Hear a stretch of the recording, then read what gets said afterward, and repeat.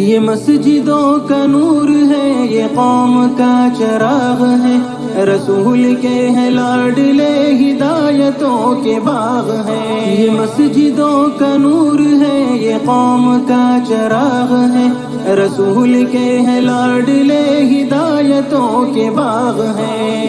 سے اپنے دین کی صدا بہت بلند ہے، سنو کہ عالموں کا مرتبہ بہت بلند ہے، سنو کہ عالموں کا مرتبہ بہت بلند ہے، یہ وارث رسول ہے، وفا بہت بلند ہے، سنو کہ عالموں کا مرتبہ بہت بلند ہے، یہ وارث رسول ہے، وفا بہت بلند ہے۔ بسم اللہ الرحمن الرحیم، اشہد ان لا الہ الا اللہ وحدہ لا شریک لہ واشہد ان سیدنا وسندنا ومولانا محمدا عبدہ ورسولہ صلی اللہ علیہ وعلی آلہ واصحابہ واتباعہ، اما بعد فاعوذ باللہ من الشیطان الرجیم، بسم اللہ الرحمن الرحیم، وجعلنا منهم ائمة يهدون بامرنا لما صبروا وكانوا بآياتنا يوقنون۔ وقال سبحانه تبارك وتعالى من المؤمنين رجال صدقوا ما عاهدوا الله عليه فمنهم من قضى نحبه ومنهم من ينتظر وما بدلوا تبديلا۔ وقال النبي صلى الله تبارك وتعالى عليه وسلم خيركم من تعلم القرآن وعلمه، رواه البخاري، أو كما قال النبي صلى الله تبارك وتعالى عليه وسلم۔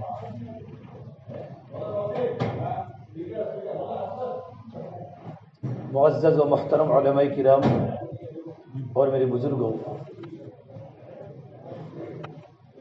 یہ جو مجمع بیٹھا ہے وہ اہل علم کا مجمع بیٹھا ہے۔ اہل علم کے سامنے بیان نہیں ہوتا، کیونکہ ہم سارے کے سارے ایک ہی کلاس کے ساتھی ہیں، بلکہ علماء کے سامنے میرے بھائی مذاکرہ ہوتا ہے۔ بیان کرنے والے تو ہمارے بڑے ہوتے ہیں، ہمارے بزرگ ہوتے ہیں، جن کا تقوی مثالی ہوتا ہے اور جن کی زندگیاں اللہ کے دین کی محنت کے پیچھے، قال اللہ قال رسول کے پیچھے ان کی زندگیاں لگی ہوتی ہیں۔ وعظ و نصیحت کرنا، بیان کرنا انہی کا حق ہے۔ ہم تو ایک طالب علم ہے، اللہ کے راستے میں نکلے ہیں، تو علماء کرام میں آپس میں بیٹھ کر یاد دہانی ہو جائے۔ وذکر فإن الذکر تنفع المؤمنین، کہ دین کے بارے میں یاد دہانی کیا کرو، کہ دین کی یاد دہانی کرانا ایمان والوں کو نفع دیتا ہے۔ ہمارے شیخ حضرت مولانا قمر الزمان صاحب الہ آبادی دامت برکات العالیہ فرماتے ہیں کہ ایمان والوں آواز زیادہ مت کرو، ایمان والوں کو ہی نفع ملتا ہے، ایمان والوں کے علاوہ منافقین کو دین کی بات سے نفع نہیں ہوتا،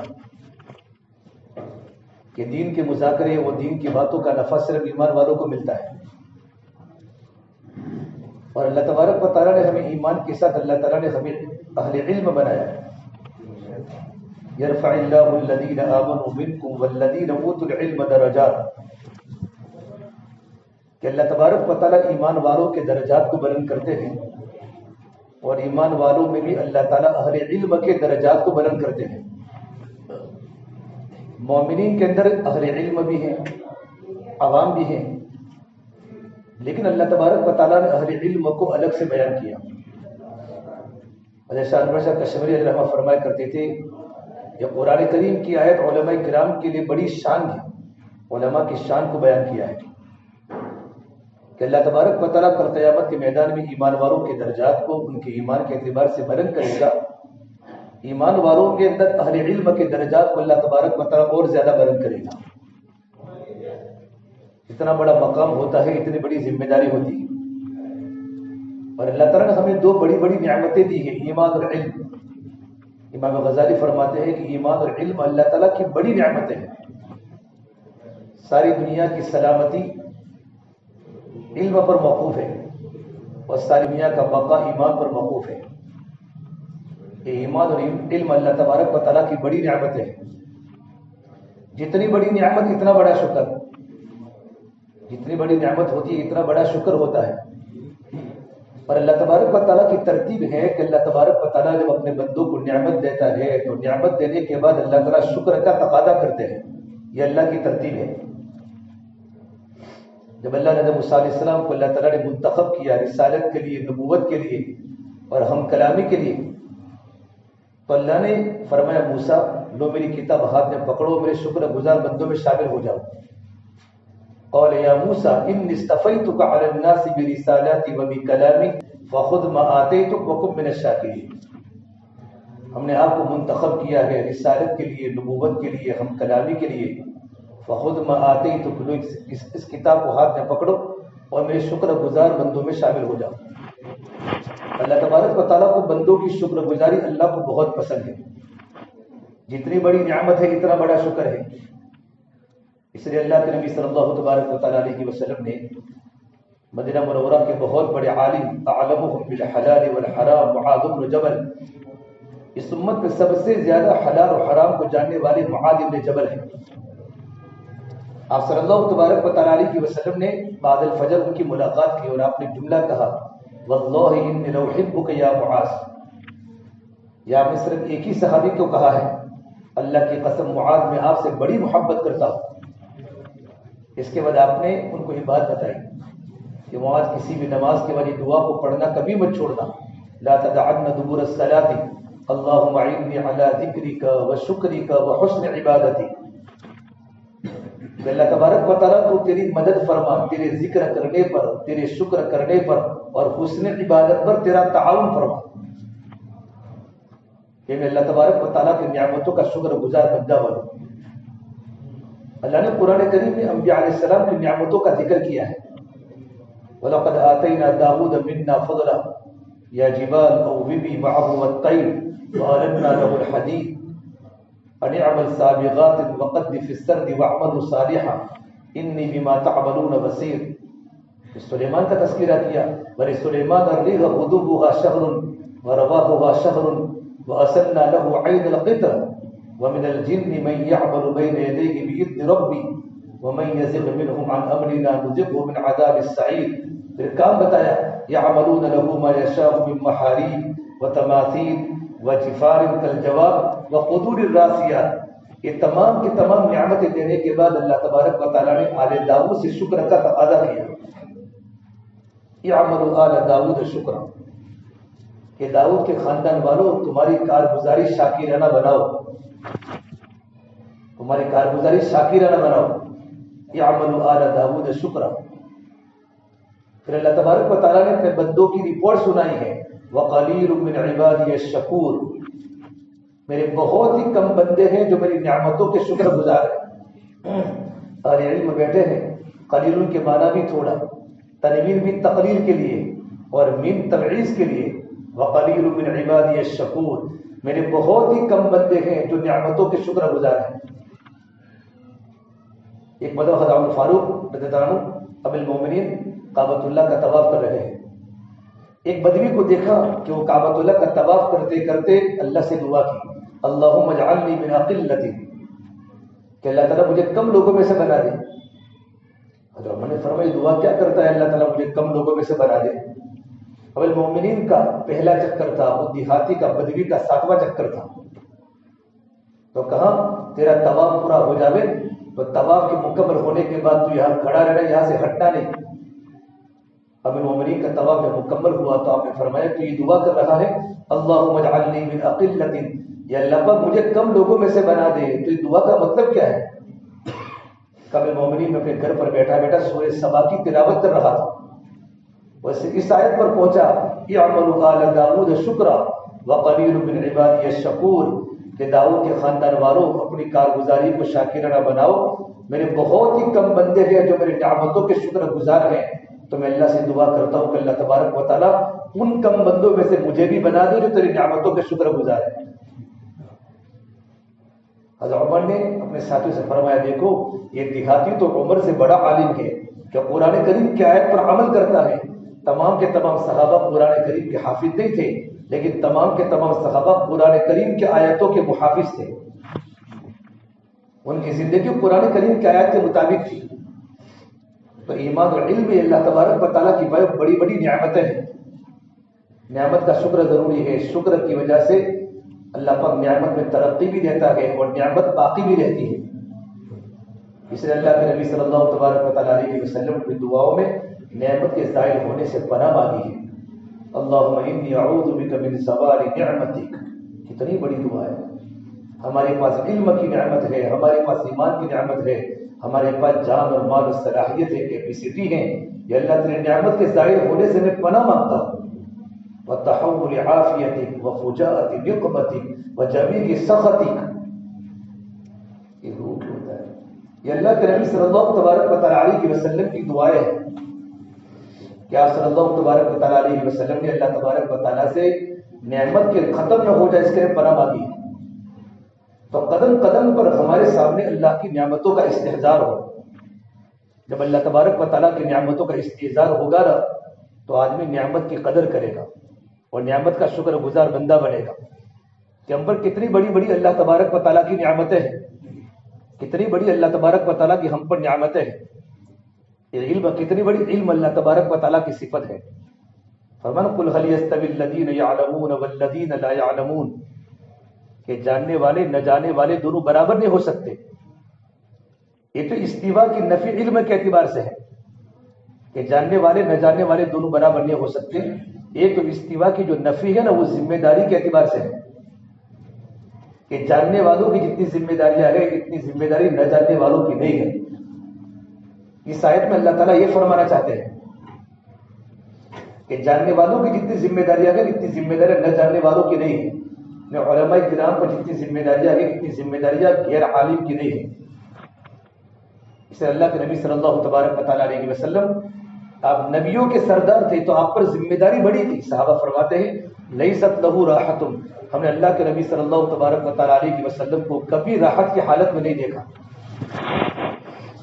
کہ آپ پر ذمہ داری کا بوجھ تھا.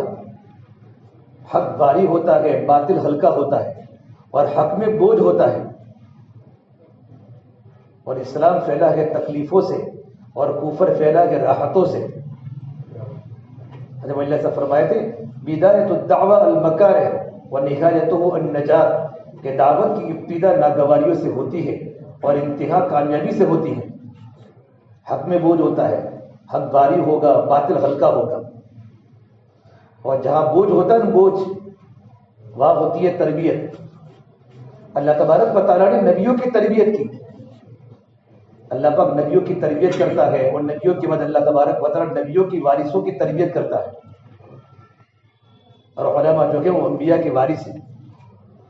تو وارث صرف ہم علم کے وارث نہیں ہیں, الفاظ کے وارث نہیں ہیں, بلکہ اللہ کے نبی صلی اللہ تبارک و تعالیٰ علیہ وسلم پر اللہ نے جو جو حالات ڈالے, جو ذمہ داریاں ڈالی, ان تمام ذمہ داریوں کے اور حالات کے بھی وارث ہیں. لیکن اللہ تبارک و تعالیٰ ہر ایک انسان کو اس کے طاقت کے مطابق اللہ پاک آزمائش کرے گا.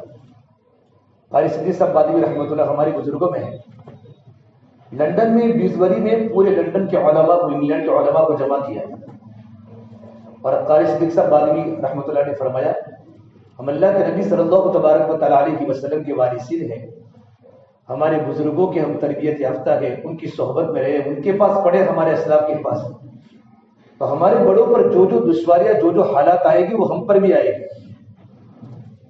پڑھانے کے زمانے میں بھی, پڑھنے کے زمانے کے اندر بھی, کام کرنے کے اندر بھی وہ سارے کے سارے احوال ہم پر آئیں گے جو ہمارے اسلاف پر, ہمارے بڑوں پر آئے. لیکن گھبراوے نہیں. حالات آتے ہیں تربیت کے لیے اور مدد آتی ہے تسلی کے لیے. اللہ تبارک و تعالیٰ بغیر تربیت کے میں آگے نہیں چلائے گا.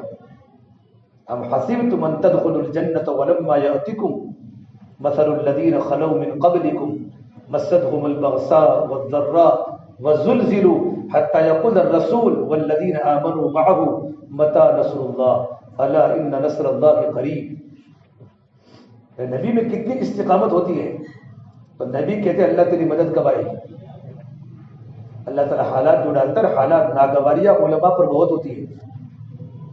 اور اللہ کے نبی کی حدیث ہے اشد الناس بلاء الانبیاء ثم العلماء ثم الصالحون. کہ لوگوں میں سب سے زیادہ آزمائش نبیوں پر آئے گی. جتنا ایمان مضبوط اتنی آزمائش مضبوط, جتنا علم مضبوط اتنی آزمائش مضبوط.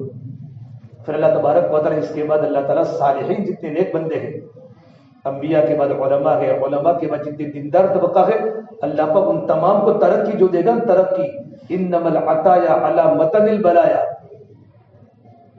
اللہ تبارک و تعالیٰ کی ساری عطایا بلاؤں پر سوار ہو کر آئے گا۔ اللہ پاک ڈائریکٹ کسی کو بخشش نہیں دیتے، اس لیے ہم اپنے بزرگوں کی پہلی دیکھیں، بزرگوں کی پچھلی نہ دیکھیں، بزرگوں کی پہلی دیکھیں کہ کن حالات میں ہمارے بڑوں نے دنیا میں کام کیا ہے اور عظیمت کے ساتھ زندگی گزاری ہے۔ تو سب سے پہلی بنیادی بات یہ ہے کہ ہمارے اندر اپنی ذمہ داری کا احساس پیدا ہو جائے۔ مولانا علی ندوی فرماتے رحمۃ اللہ علیہ کہ علماء کی مثال کیا ہے؟ علماء کی مثال تو دل کی طرح ہے، علماء کی مثال دل کی طرح ہے، اور دل میں 3 چیزیں ہوتی ہیں۔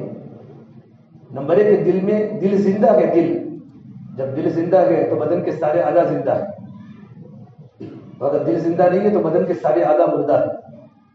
نمبر 2 دل میں ایک کہتی ہے حرکت، دل میں 3 حیات، حرکت اور حرارت، یہ 3 چیزیں دل میں ہوتی ہیں۔ ایک تو حیات میں دل زندہ ہے، اور ہم علماء ہونے کے باوجود بھی اگر ہمارے دلوں میں اللہ کا خوف نہیں ہے، اللہ کا تقویٰ نہیں ہے، اللہ کا یقین نہیں ہے، تو ہمارے دل مردہ ہے۔ جب دل مردہ ہو جاتے ہیں تو امت کو علماء سے جتنا نقصان ہوتا ہے اتنا نقصان کسی سے نہیں ہوتا۔ نمبر 2 ہمارے دل میں حیات، حرکت، جب دل میں حرکت ہوگی تو آنکھوں کا دیکھنا باقی رہے گا، کانوں کا سننا باقی رہے گا، زبان کے بول باقی رہیں گے، ہاتھوں کا پکڑنا باقی رہے گا، پیروں کا چلنا باقی رہے گا، کہ دل میں حرکت ہے۔ علماء کی حرکت پر عوام میں حرکت آئے گی، علماء کا جمود عوام کو بٹھا دے گا۔ اسے فرمایا علماء کی مثال تو بارش کے پانی کی طرح ہے، کمثل غیث، اور بارش کے پانی میں سب کا حصہ ہے، مشترک ہے، بارش کے پانی میں سب کا نفع ہے۔ اللہ نے ہر چیز کو زندہ پانی سے رکھا ہے، وجعلنا من الماء كل شيء حي، اللہ نے ہر چیز کو جو زندہ رکھا وہ پانی سے رکھا ہے، تو پانی سب کے لیے مشترک ہے اور پانی میں سب کا نفع ہے۔ تو ہمارے علم میں سب کا حصہ ہے، سب کا حصہ۔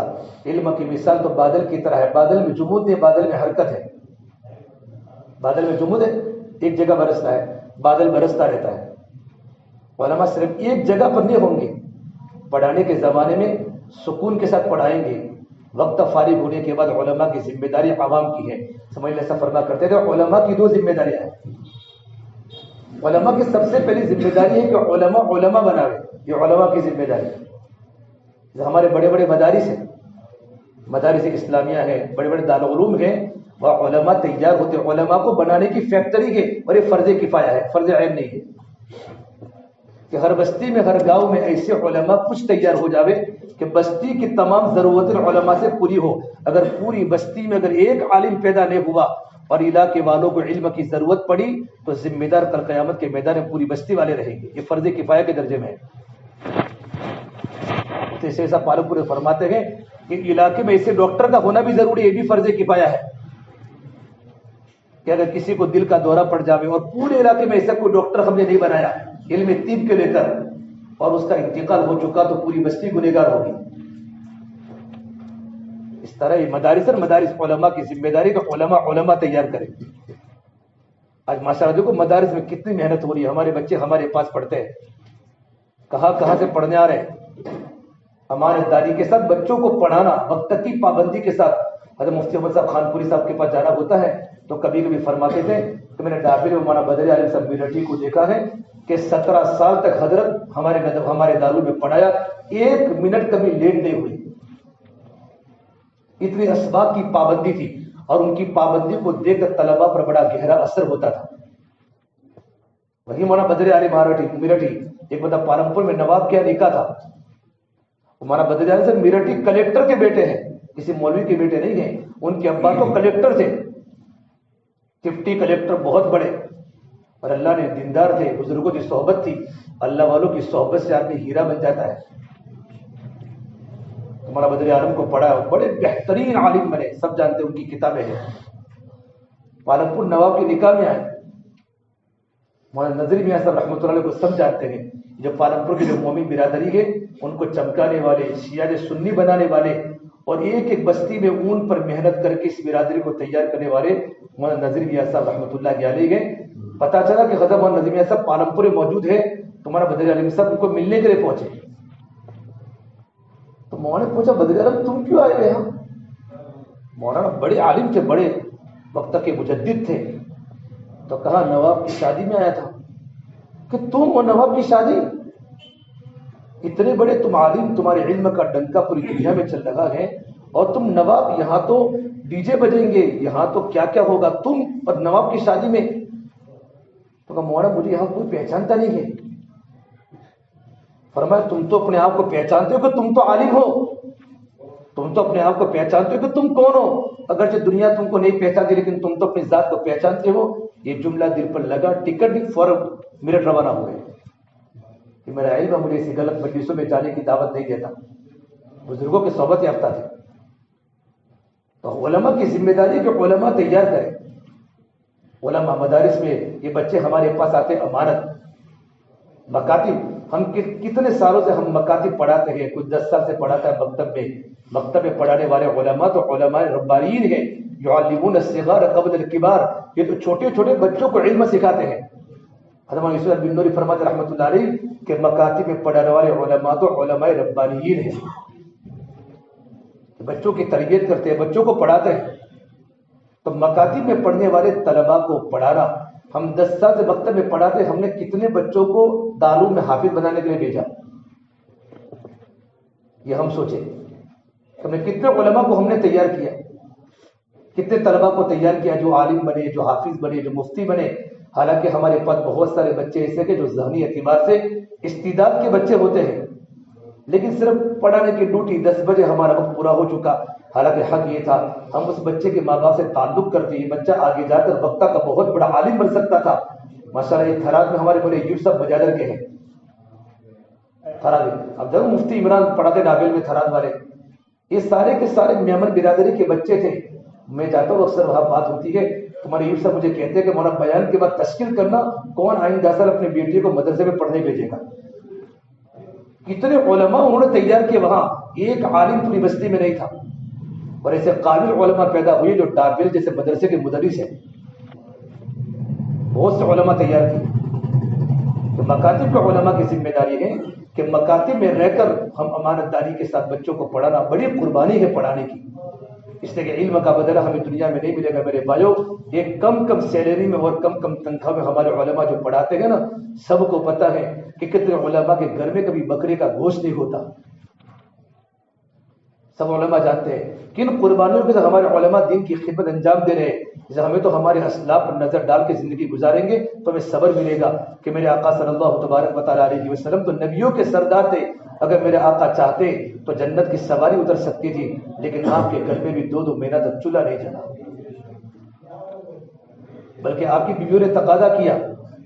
مدینہ منورہ میں 9 بیویاں تھیں اور مدینہ کی 9 بیویوں نے تقاضا کیا کہ اللہ کے نبی گھر میں 2 مہینہ چولہا نہیں جلا، ہمارا خرچہ تھوڑا سا بڑھا دو، تھوڑا سا خرچہ بڑھا دو. تو آپ کو اتنا غصہ ہوا. نبی کی گھر کی عورتیں الگ ہوتی ہیں، علماء کی گھر کی عورتیں الگ ہوتی ہیں. ہمارے گھر علماء کی زندگیاں، علماء کے مکانات اور علماء کی ترتیب عوام سے الگ ہوتی ہے. میرا نبی کو اتنا غصہ آیا تو آپ نے فرمایا میں ان عورتوں سے بات نہیں کروں گا. اور یہ بات پورے مدینہ منورہ میں بات چل گئی. صدیق اکبر کی بیٹی عائشہ ہے، حضرت عمر کی بیٹی حفصہ ہے، دونوں ہمارے غصے کے تشریف لائے اپنی بیٹیوں کے پاس. تم نے کیا کیا؟ تم نے اللہ کے نبی کے پاس خرچے کا تقاضا کیا، خرچے کا تقاضا کیا. اللہ کے نبی ناراض ہے تو اللہ ناراض ہے. خرچے کا تقاضا کیا. حضرت عمر فاروق اپنی بیٹی حفصہ کو ڈانٹنے لگے. پھر اللہ کے نبی کے پاس پہنچے. مدینہ منورہ میں بات مشہور ہو گئی کہ اللہ کے نبی صلی اللہ تبارک و تعالیٰ علیہ وسلم نے اپنی بیویوں کو طلاق دے دی ہے. یہ بات مشہور ہو گئی. تو قابل اللہ کے نبی آپ نے اپنی بیویوں کو طلاق دے دی ہے کہ نہیں؟ میں نے اپنی بیویوں کو طلاق نہیں دی ہے. تب ان دونوں صحابہ نے دل میں سکون کا، اطمینان کا سانس لیا. پھر اللہ نے کلام اللہ کی آیت نازل فرمائی کہ نبی جب اپنی بیویوں کو بتا دو، یا ایھا النبی قل لازواجک ان کنتن تردن الحیاۃ الدنیا وزینتها فتعالین امتعکن واسرحکن سراحا جمیلا یہ نبی اپنی بیویوں کو بتا دو اگر تمہیں دنیا چاہیے 2 مہینے گھر میں چولہے نہیں جلے. اگر تمہیں دنیا چاہیے, اگر تمہیں دنیاوی زندگی کا ڈیکوریشن چاہیے, فتعالن تم میرے پاس آؤ, میں تم کو مہر کی رقم کو ادا کر کے کچھ رقم ادا کر کے میں تم کو اپنے نکاح سے الگ کر دوں. یہ اللہ کے نبی پر حکم آیا. اور اب یوں کہ وَإِن كُنتُنَّ تُرِدْنَ اللَّهَ وَرَسُولَهُ وَالدَّارَ الْآخِرَةَ فَإِنَّ اللَّهَ أَعَدَّ لِلْمُحْسِنَاتِ مِنكُنَّ أَجْرًا عَظِيمًا. اگر تم اللہ کو چاہتی ہو, اللہ کے رسول کو چاہتی ہو اور آخرت کو چاہتی ہو تو اللہ پاک نے نیک عورتوں کے لیے اللہ نے اجر عظیم کا وعدہ کیا ہے.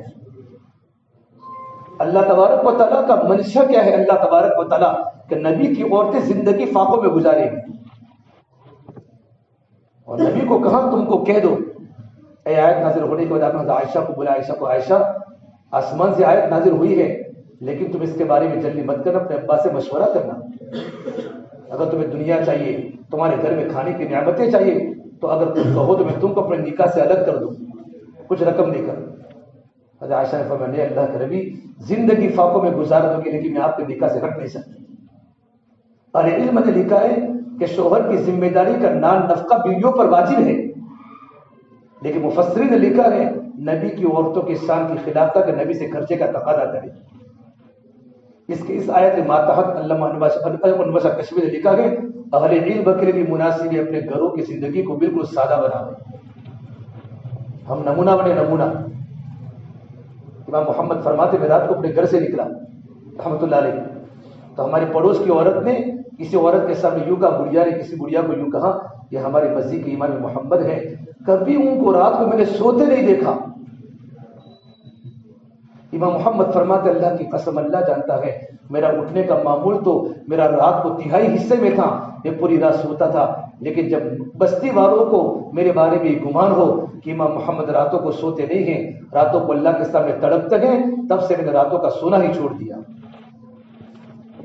ہمارے پاس علم بہت بڑی اللہ تعالیٰ کی نعمت ہے, اور جتنی بڑی نعمت ہے اتنا بڑا شکر, اتنی بڑی ذمہ داری ہم پر ہے. فضیلت کے ساتھ ذمہ داری ہے, ذمہ داری کے ساتھ فضیلت ہے. یہ جو ملی ہے ہم کو فضیلت وہ ذمہ داریوں کی وجہ سے ملی ہے. میرے آقا صلی اللہ تبارک و تعالی علیہ وسلم کو جو نبیوں کا سردار بنایا, امام الانبیاء, یہ آپ کی ذمہ داری پورے عالم کی ہے, پورے عالم کی ذمہ داری آپ پر ہے. جب اللہ کے نبی صلی اللہ تبارک و تعالی جبریل کو اصلی حالت میں دیکھا تو آپ جبریل کو دیکھ کر گھبرا گئے. پہلی مرتبہ جب دیکھا اصلی حالت میں, اتنا بڑا فرشتہ, اتنی بڑی خدا کی مخلوق, آپ گھبرا گئے اور گھبرا کر اپنی بیوی کو فرمایا جو مشہور روایت بخاری شریف کی, زملونی, مجھے چادر اڑاؤ, مجھے ڈر لگ رہا ہے. حضرت خدیجہ نے چادر اڑائی.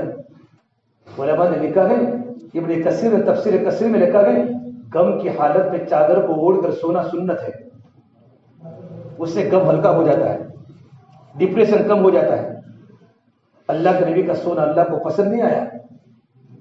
حضرت خدیجہ کہہ رہی ہے واللہ لا یخزیک ابدا, اللہ کی قسم کبھی اللہ آپ کو رسوا نہیں کرے گا.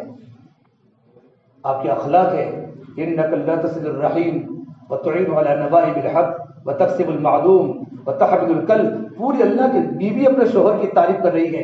ایک جگہ پر میں نے پڑھا اگر پوری دنیا ہماری تعریف کرتی ہے حضرت ہے ہمارے, لیکن اگر ہماری بیوی ہماری تعریف نہیں کرتی تو ہم اللہ کی نگاہ میں بھی اچھے نہیں ہیں. ہماری بیوی اور ہمارا پڑوسی ہماری تعریف کرے کہ بہت اچھے آدمی ہے, پڑوسی بھی کہے, بیوی بھی کہے. اس نے جو ہم سال میں تھے, سال میں تو پروفیسر نادر علی صاحب ہمارے بزرگ گزرے, بہت بڑے, کتابوں کا بڑا شوق تھا ان کو, اور شیخ زکریا کی صحبت یافتہ بزرگ تھے. ڈاکٹر نادر علی سب جانتے ہیں. اثر کے بعد ان کی مجلس علماء میں تو فرمایا تمہارا سال لگانے کا مقصد معلوم ہے؟ ہم کو تو پتہ نہیں, دین کا کام کریں گے, بہت بڑے بیانات کریں گے, اس نے سال نہیں لگوایا. سال لگانے کا مطلب ہے کہ تم کو بیویوں کے ساتھ رہنے کا طریقہ آ جائے, کہ مولوی کے پاس طلب جلدی چلتی ہے, تم کو کیسے زندگی گزارنی بیویوں کے ساتھ. اگر تم نے اپنی بیوی کے ساتھ زندگی اچھی گزاری, تمہارے پورے خاندان میں تمہاری بیوی تم نمونہ بنو گے کہ بھائی زندگی گزارنی ہو تو مولانا کی زندگی دیکھ لو, کیا ان کے گھروں میں محبت کی فضا ہے, اور ان کے گھروں میں کیا سادگی ہے, ان کے گھروں میں کیا دین کے چشمے ہیں. بیوی نے تعریف کی. آپ چادر اوڑھ کر سوئے تھے نا, تو اللہ نے کلام اللہ کی نمبر 2 کیا ہے. پہلی آیت کون سی؟ اقرا. نمبر 2 یا ایھا المدثر, یہ چادر کو اوڑھنے والے نبی ہم نے آپ کو سونے نہیں بھیجا. قم قم حبیبی کم تنام الشمس والقمر لا ینام. نبی سورج بھی سوتا نہیں، چاند بھی سوتا نہیں، آپ سو گئے. قم فانذر، اٹھو اٹھو. فتاکی مع الوصل کے لیے ہیں. نبی اٹھتے ہی اپنی امت کو جہنم کے عذاب سے ڈراؤ. فانذر ربک فکبر، اپنے رب کی بڑائی کو بیان کرو. یہ آیات کے نازل ہونے کے بعد آپ صلی اللہ تبارک و تعالیٰ علیہ وسلم نے اپنی بھی کہا خدیجہ کو، یا خدیجہ الفراش لا راحت بعد اليوم، ایک خدیجہ میرے بستر کو لپیٹ کے رکھ لے، آج سے میرے آرام کے دن چلے گئے. یہ ذمہ داری ہے. ان قطع ایام النوم والراحہ، آج سے میرے سونے کے دن بھی چلے گئے اور آج سے میرے آرام کے دن بھی چلے گئے. پھر اللہ کے نبی رو پڑے. روایت میں روتے روتے داڑھی تر ہو گئی کہ خدیجہ اللہ نے مجھے پورے عالم کا نبی بنا کر بھیجا ہے. قل یا ایھا الناس انی رسول اللہ الیکم جمیعا، پورے عالم کا نبی بنا کر بھیجا ہے. لیکن چاروں طرف صنم صنم کی صدائیں ہیں، اور صنم کے ماحول میں سمجھ کی بات کو کون سنے گا؟ باطل کے ماحول میں اللہ کی توحید کو کون سنے گا؟ انسان ذمہ داری کی بنیاد پر نہیں تھکتا، ذمہ داری کے احساس پر تھکتا ہے. مجھے ذمہ داری، میں نے 9 سال مدرسے میں فارغ کیے ہیں اور اپنے ماں باپ نے کن پریشانیوں میں مجھے اور آپ کو پڑھایا ہے. اگر میرے ماں باپ کا ذہن دعوت کا نہ ہوتا تو وہ عالم بھی نہ بنتے. ان کے پیچھے کتنے تشکیلیں کی ہوگی چلے کی 4 مہینوں کی، تب جا کر ان کا ذہن دینی بنا ہے، تب جا کر مزدوری کرتے کرتے ہم کو مدرسے میں پڑھنے کے لیے بھیجا ہے. ہم سے زیادہ ہماری ماں باپ کی قربانی ہے. ذمہ داری کی وجہ پر انسان نہیں سکتا. ذمہ داری کا احساس، اور احساس وہ چنگاری ہے جو آدمی کو بدلے بغیر نہیں رہتی. احساس وہ چنگاری ہے کہ میں عالم ہوں، میں عالم ہوں. انما یخشی اللہ من عبادہ العلماء. اللہ سے ڈرنے والے صرف حسر ہے نا، اللہ سے ڈرنے والے صرف علماء ہی ہیں. علماء کے علاوہ عوام اللہ سے ڈر ہی نہیں سکتی. ایک ہے خشیت، ایک ہے خوف، دونوں کا معنی ڈر ہے. مل فرق بین الخوف والخشیہ. خشیت بولتے ہیں آدمی جس سے ڈرے اسی کی طرف بھاگے، اس کو بولتے ہیں عربی میں خشیت، کہ جس سے ڈرے اسی کی طرف جائے. اللہ سے ڈرے تو اللہ کی طرف جاوے. اور خوف بولتے جس سے ڈرے اس سے بھاگے. حضرت موسیٰ بھاگے تھے، ولم تعقب، پیچھے بھی نہیں دیکھا مڑ کے. اس کو دیکھ کے بھاگے تھے، اژدہا کو دیکھ کر کہ عصا جب بن گیا تو موسیٰ علیہ السلام بھاگے. یہ خوف ہے کہ جس سے ڈرے اس سے بھاگے. اور اللہ کا جو خوف ہے خشیت، کہ اللہ سے ڈرنے والے علماء ہی ہے. جب صحیح علم آدمی کی زندگی میں پیدا ہوتا ہے تو علم کا سب سے بڑا تقاضا یہ ہوتا ہے کہ آدمی کے دل میں خوف پیدا ہو جاتا ہے. آدمی کے دل میں، انسان کے دل میں خدا کی خشیت آ جاتی ہے، اور عظمت کے ساتھ اللہ کی محبت جب دل میں آ جاتی ہے نا تو آدمی پھر کبھی اللہ کی نافرمانی نہیں کرتا. آپ رونے لگے ذمہ داری کے احساس پر. کہا خدیجہ میری بات کو کون سنے گا، میری بات کو کون سنے گا؟ چاروں طرف باطل ہے. یہ ذمہ داری کا احساس ہے. وہ ذمہ داری کا احساس پورے کے پورے علاقوں کے پلٹنے کا ذریعہ اللہ پاک کے عالم کو بنا دیتے ہیں. تو میرے نبی کی بیوی نے کیا فرمایا؟ یار یہ اللہ کے نبی، انت اول من تدعو انا اول من استجیب. اب دعوت دینے میں پہل کرے، میں لبیک کہنے میں پہل کروں گی. اور سب سے پہلے حضور کی بات حضرت خدیجہ نے مانی. اتنی مانی کہ حضرت خدیجہ مکہ کی مالدار ترین تاجرہ عورت، سب کو پتا ہے. ایک دن اللہ کے گھر پر تشریف لائے تو دیکھا گھر میں رونے کی آواز ہے. پوچھا خدیجہ گھر میں کون رو رہا ہے؟ یا رسول اللہ گھر میں کھانا فاقہ مہمان بن کے آ چکا ہے، مارے بھوک کے آپ کی بیٹیاں رو رہی ہے، میرا سارا کا سارا مال آپ کے دل پر لٹ گیا. اللہ کے نبی کی بیٹیاں، کون باپ اپنی بیٹی کے دکھڑے کو برداشت کر سکتا ہے؟ اللہ کے نبی صلی اللہ تبارک و تعالی علیہ وسلم نے جب یہ دیکھا نا تو آپ گھر پر نہیں گئے، صفا پہاڑی پر پہنچے. جبرائیل ملے.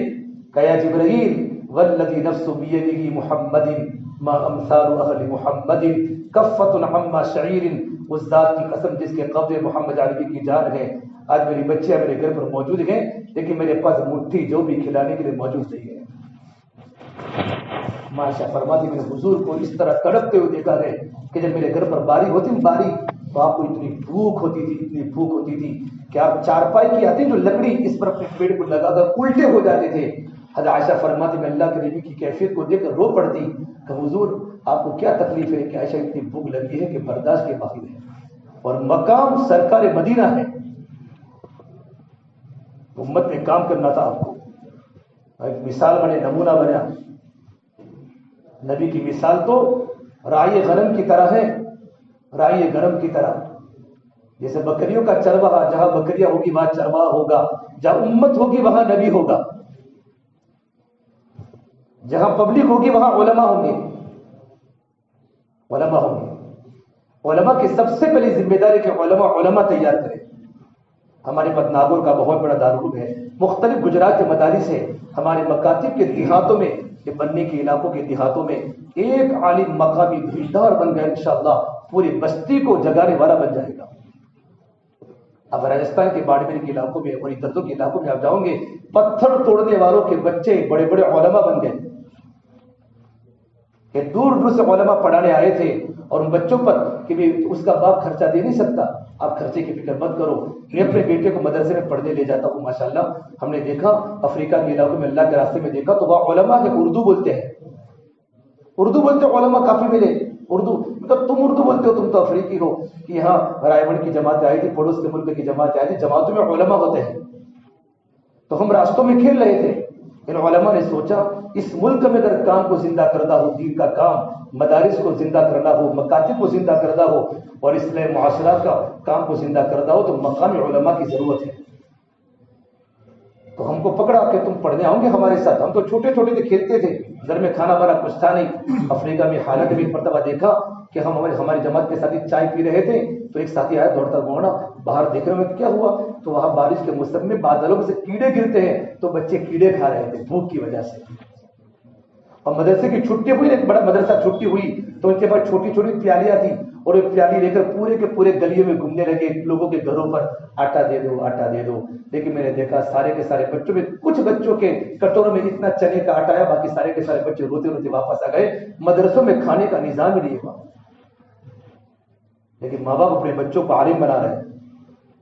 اتنی بھوک ہے ہم سوچ نہیں سکتے, لیکن زبان پر ایک شکوہ کا جملہ نہیں ہے. ہمارا ظاہر ہے, ان کا باطن ہے. جب بیچتے ہیں جماعتوں کو تو یہ کہتے ہیں اپنا ظاہر وہاں لے کے آئے, ان کا باطن لے کے آئے. میں جو صفت صبر ہے, صفت شکر ہے, جو قرآن کریم کی تلاوت کا جو محبت اور اللہ کا تعلق, اللہ کے نبی کی سنتوں کے شیدائی, اور وہ سارے کے سارے صفات زہد و قناعت, یہ ان تمام میں موجود ہے. تو ہمارے علماء بنا دیں. یہ سب سے پہلی ذمہ داری ہماری ہے کہ ہم اپنی مکاتب میں محنت کر کے وہاں کے بچوں کو ایسا تیار کریں کہ بچے بڑے بڑے مدرسوں میں جا کے ان کی نگرانی کریں. اور اگر ان کو پیسوں کی ضرورت ہو تو ہم کسی بڑے آدمی سے کانٹیکٹ کریں. ایک بچے کو پڑھانے پر اللہ پاک آپ کو کیا دے گا, آپ براہ راست مدرسے میں جا گیا, آپ کا بیٹا حافظ نہیں ہے, اگر تم نے اس بچے کو حافظ بنا لیا, عالم دین بنا دیا, مفتی بن گیا بچہ, اس سے جتنے علوم دنیا میں پھیلیں گے آپ کو نفع ہوگا. لیکن آپ پیسے اپنے ہاتھ میں نہ لیں. علماء پیسوں کے بارے میں احتیاط کریں. اگر اپنے دامن کو بچانا ہو تو لوگوں کی زکات بھی نہ لیں. آپ ڈائریکٹ زکات مدرسے میں دے بھائی, ہم کو نہیں, ہم نہیں دیں گے کسی کو. احتیاطی زندگی. علماء کو پیسوں کے بارے میں بہت ضروری ہے. عوام جتنی بدگمان علماء سے ہوتی اتنی کسی سے نہیں ہوتی, اور بدگمانی کے راستوں سے بھی اپنے آپ کو بچانا ہے. ہمارے علماء کی پہلی ذمہ داری ہے کہ علماء تیار کریں گے انشاءاللہ. ایک فکر کریں, ایک غریب کا بچہ ہم نے 10 سال ایک جگہ پر پڑھایا ہے, ایک بچہ بھی بن گیا تو پوری بستی کو زندہ کرنے والا بن جائے گا. تو کہہ رہے تھے کہ ہم تو پڑھتے تھے چھوٹے چھوٹے بچے, ان کے ماں باپ کے پاس آ کر جماعت والوں نے ملاقات کی, رائے گڑھ والوں نے, مولانا نے, ہم تمہارے بچوں کو رائے گڑھ لے جائیں گے, کہ لے جاؤ ہمیشہ کے لیے, کیونکہ گھر میں بھوک ہے, کھلانا پلانا بہت بڑا مسئلہ ہوتا ہے. ہم ان بچوں کو اٹھا کر لے گئے وہاں, اور رائے گڑھ کے مدرسے میں وہاں 10 سال تک پڑھایا, وہاں سال لگوایا, اور سال لگوانے کے بعد کہا اب جاؤ تم اپنے ملک میں. کہ ہم تو نہیں جائیں گے, ہم کو تو یہ اچھا لگتا ہے, لیکن ان کو اپنے علاقے میں واپس بھیجا. وہی علماء وہاں بڑے بڑے مدرسوں کی ذمہ دار ہے. تبلیغی کام کی محنت سے اللہ نے کیا امت کو سیراب کیا ہے. دوسرے علماء کی ذمہ داری مجھے ایسا فرماتے تھے, علماء کی ذمہ داری یہ ہے کہ علماء, اگر کوئی عالم کسی مسجد میں نماز پڑھتا ہے, کسی مسجد کا امام ہے, کسی مسجد میں مدرس ہے, تو مسجد کے اطراف میں جتنے مسلمانوں نے طبقات کا علم امت کو دے. جو علماء کی ذمہ داری ہے, طبقات کا علم دے. مختلف طبقوں کے لوگ ہماری مسجد کے اطراف میں رہتے ہیں, کوئی تاجر ہے, کوئی مزدور ہے, کوئی بیاپاری ہے, الگ الگ لوگ طبقات ہیں. ان طبقات کو ان کے لائن کا دین ملنا چاہیے علماء کے ذریعے. اس وقت ہوگا جب کہ ہمارا تعلق عوام سے دین کی بنیاد پر ہوگا. ہمارے ایسا کا ملفوظ ہے کہ علماء عوام کے لیے آنکھ ہے، عوام علماء کے بغیر اندھے ہیں. علماء عوام کے لیے آنکھ ہے اور عوام علماء کے لیے پیر ہیں. اگر ہمارے پاس عوام نہیں تو علماء لنگڑے ہیں. وَإِذْ قَالَ مُوسَىٰ لِقَوْمِهِ يَا قَوْمِ لِمَ تُؤْذُونَنِي وَقَدْ تَعْلَمُونَ أَنِّي رَسُولُ اللَّهِ إِلَيْكُمْ. حضرت موسیٰ نے اپنی قوم کو کہا تھا تم مجھے تکلیف کیوں پہنچاتے ہو حالانکہ تم جانتے ہو کہ میں اللہ کا رسول ہوں. ہر نبی کا تعلق اپنی قوم کے ساتھ تھا. یا قوم ابلغکم رسالات ربی وانصح لکم واعلم من اللہ ما لا تعلمون. میں تمہارے سامنے اپنے رب کے پیغامات کی تبلیغ کرتا ہوں اور میں تمہارے خیر خواہ ہوں. نبی اپنی امت کے لیے خیر خواہ ہوتا ہے. اس لیے مجھے فرماتے ہیں ہمیں دعوت کے کام کا ہمارا طرز معاشرت کا ہے، دھوکے حکم کا نہیں ہے. معاشرت جس طریقے پر آدمی اپنے گھر میں معاشرت کو قائم کرتا ہے، تبلیغ کا پورا انداز معاشرت کا ہے کہ لوگوں کو بھائی بنا کر کام کرو. بیوی کو بیوی بنانا بہت آسان ہے، بیوی کو دوست بنا کر بیوی کو سمجھاؤ.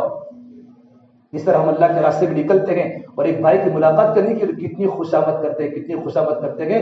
اس طرح بیوی کو دین پر لانے کے لیے بیوی کی خوشامد کرو تو بیوی ہماری بات قبول کرے گی.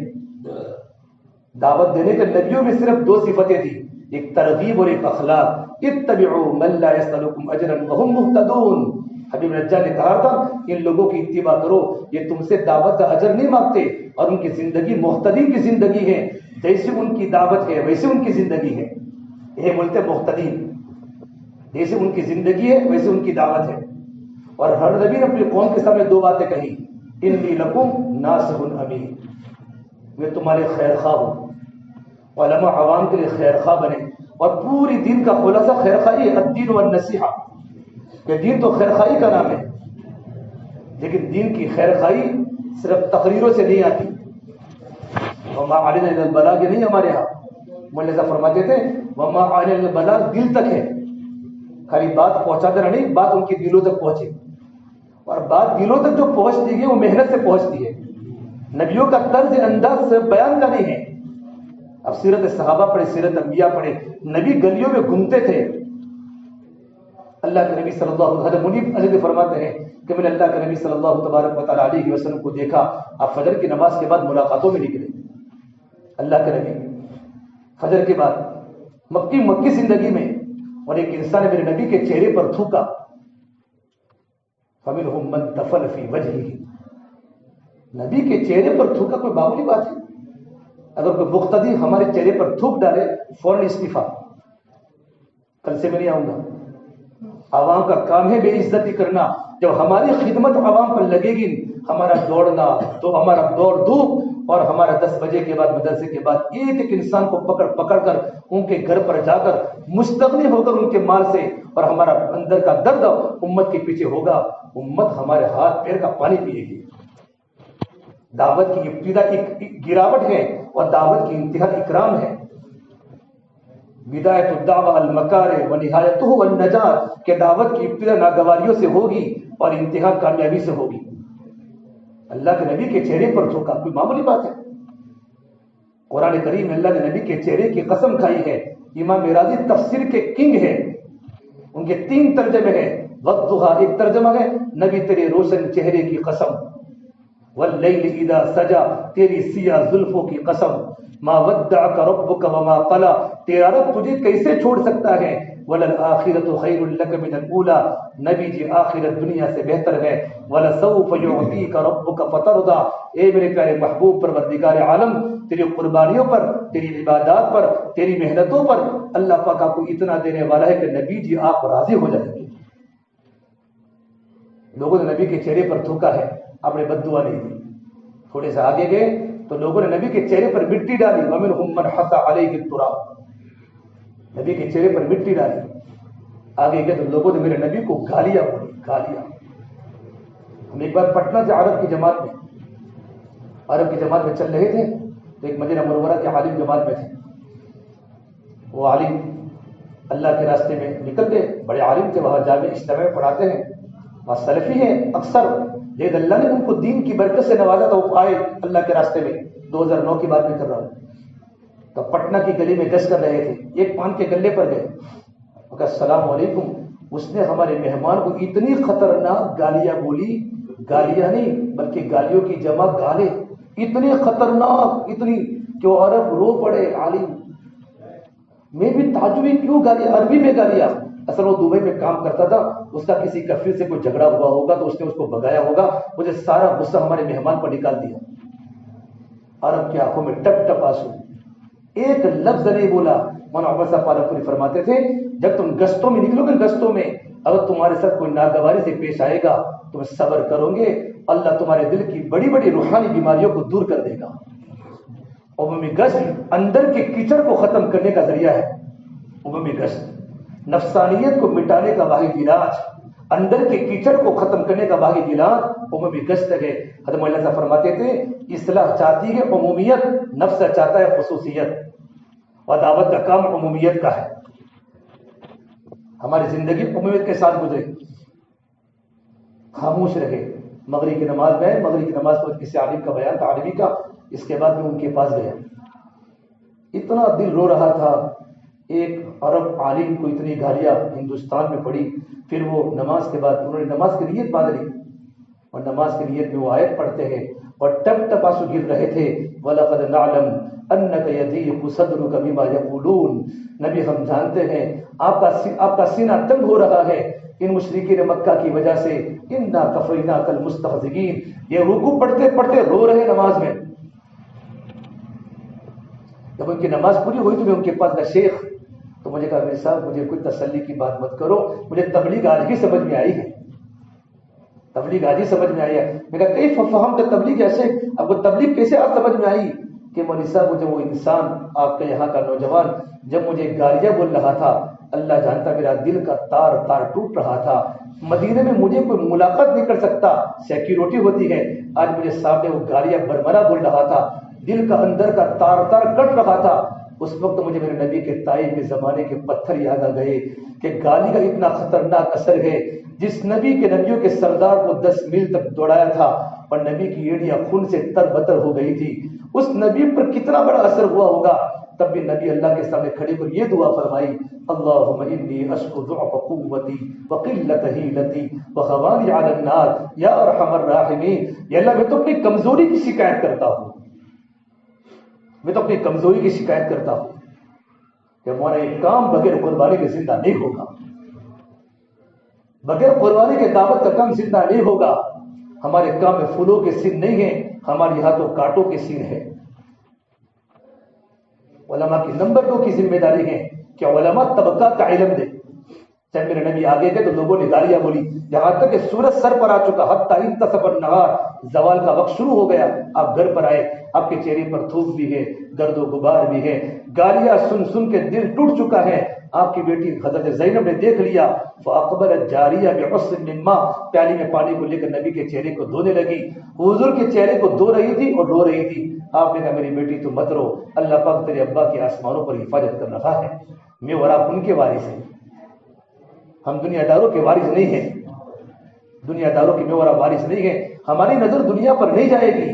ولولا ان يكون الناس امه واحده لجعلنا لمن يكفر بالرحمن لبيوتهم سقفا من فضه ومعارج عليها يظهرون ولبيوتهم ابوابا والسرر عليها يتكئون وزخرفا وان كل ذلك لما متاع الحياه الدنيا والاخره عند ربك للمتقين. اللہ فرماتے ہیں اگر مجھے ایمان والوں کی ایمان کے خطرے کا اندیشہ نہ ہوتا تو میں غیر مسلموں کی گھروں کی چھتوں کو اور ان کی سیڑھیوں کو سونے کی بناتا، کیونکہ دنیا اللہ کے اندر ناقدری چیز ہے، سونے کی بناتا. لیکن ایمان والے ان سونے اور چاندی کو دیکھ کر اپنے ایمان کو چھوڑ دیتے. ہماری ذمہ داری ہے کہ اپنی مسجد کے اطراف میں مسلمانوں کی تعداد ہے، ان کو علم دے، تاجر کو تجارت کا علم ملے. ہمارے جمعہ کے بیانات مطالعوں سے ہو، اور بیانات میں کس سے کہانیاں نہ ہو بلکہ موقع محل کی موٹی موٹی بات کہ مجمع 10 منٹ کی بات لے کر ہمارے پاس آتا ہے، یہ 10 منٹ ان کے سامنے دین کی بات صحیح انداز سے پہنچائی جائے، موٹے موٹے انداز میں، اور ہم محنت کر کے مجمع کو تیار کریں. ہماری نظر ہو ہماری مسجد کے اطراف میں 224 مکان ہیں، 410 مکان ہیں. فجر میں کتنے ہیں؟ اللہ کے نبی صلی اللہ تبارک و تعالی علیہ وسلم صحابہ کرام کا تفقد کرتے تھے. اور عمر کی مشہور روایت ہے فضل اعمال میں کہ دیکھا سلیمان ابن حیثمہ فجر میں موجود نہیں ہیں، فوراً ملاقاتوں میں نکلے، اب المومنین ان کے گھر پر پہنچے، سلیمان کہاں ہے؟ کہ سلیمان پوری رات نفلیں پڑھتے پڑھتے پڑھتے صبح کی آنکھ لگ گئی اور سو گئے فجر کی نماز گھر پر پڑھ کر۔ فرمایا کاش سلیمان پوری رات نفلیں نہ پڑھتے اور فجر کی نماز مسجد میں جماعت سے پڑھتے، تب بھی فرمائی۔ ہماری ذمہ داری صرف میرے اتنی نہیں ہے۔ مفتی احمد خان سے فرماتے ہیں کہ ہماری ذمہ داری مدرسے میں ہم نے عقد اجارہ کیا ہے کہ میں 2 گھنٹے پڑھاؤں گا، 3 گھنٹے پڑھاؤں گا، 4 گھنٹے پڑھاؤں گا، یہ ہمارا عقد اجارہ ہے مدرسے کی تعلیم کا، لیکن ہم عالم ہونے کے ناطے ہماری ذمہ داری تو 24 گھنٹے کی ہے۔ 24 گھنٹے کی ذمہ داری بحیثیت علم کی ہماری کہ ہم اس علاقے میں بڑا جو علاقہ پورا کا پورا پیاسا علاقہ ہے اور پوری بوجھ کی مسجدوں میں جا کر دیکھو نمازوں کی تعداد کتنی ہے۔ ادارے میں پڑھانے والے علماء کو وقت نہیں ملتا، جانے کا وقت نہیں ملتا، ان کے پاس کتابوں کا مطالعہ ہے، کتابوں کی اسٹڈی کرنا ہے، لیکن مکاتب میں پڑھانے والے جو علماء جو 10 بجے فارغ ہو جاتے ہیں، بھائیو ہماری ذمہ داری بنتی ہے ہم وقت لے کر ہم ایک ایک گھر کو ٹارگٹ بنا کر نشانہ بنا کر نوجوانوں کے لوگوں کی ملاقات کریں۔ ہماری ذمہ داری موقع محل کا علم دینا۔ اللہ کے نبی صلی اللہ تبارک و تعالیٰ علیہ وسلم صحابہ کے ساتھ حدیبیہ کے مقام پر تھے، حدیبیہ کے مقام پر، اور رات کو بارش ہوئی، حدیبیہ کے مقام پر بارش ہوئی تو آپ نے فجر کے بعد بیان کیا موقع محل کا دین، لوگوں کے عقائد کو درست کرنا، یہ موقع محل کا دین ہے۔ آپ نے فرمایا آج مجھے میرے اللہ نے فرمایا کہ کچھ لوگ ایمان والے گئے، کچھ لوگ مرتد ہو گئے۔ صحابہ نے اللہ کر بھی کیا ہوا کہ جس نے یوں کہا کہ پھولا ستارے کی وجہ سے بارش ہوئی وہ تو مرتد ہو گئے، اور کسی نے یوں کہا بارش تو اللہ نے دی تو لوگوں کا ایمان مضبوط ہو گیا، کیونکہ اس وقت زمانہ کا عقیدہ تھا کہ بارش جو ہوتی ہے پھولا ستارے کی وجہ سے ہوتی ہے۔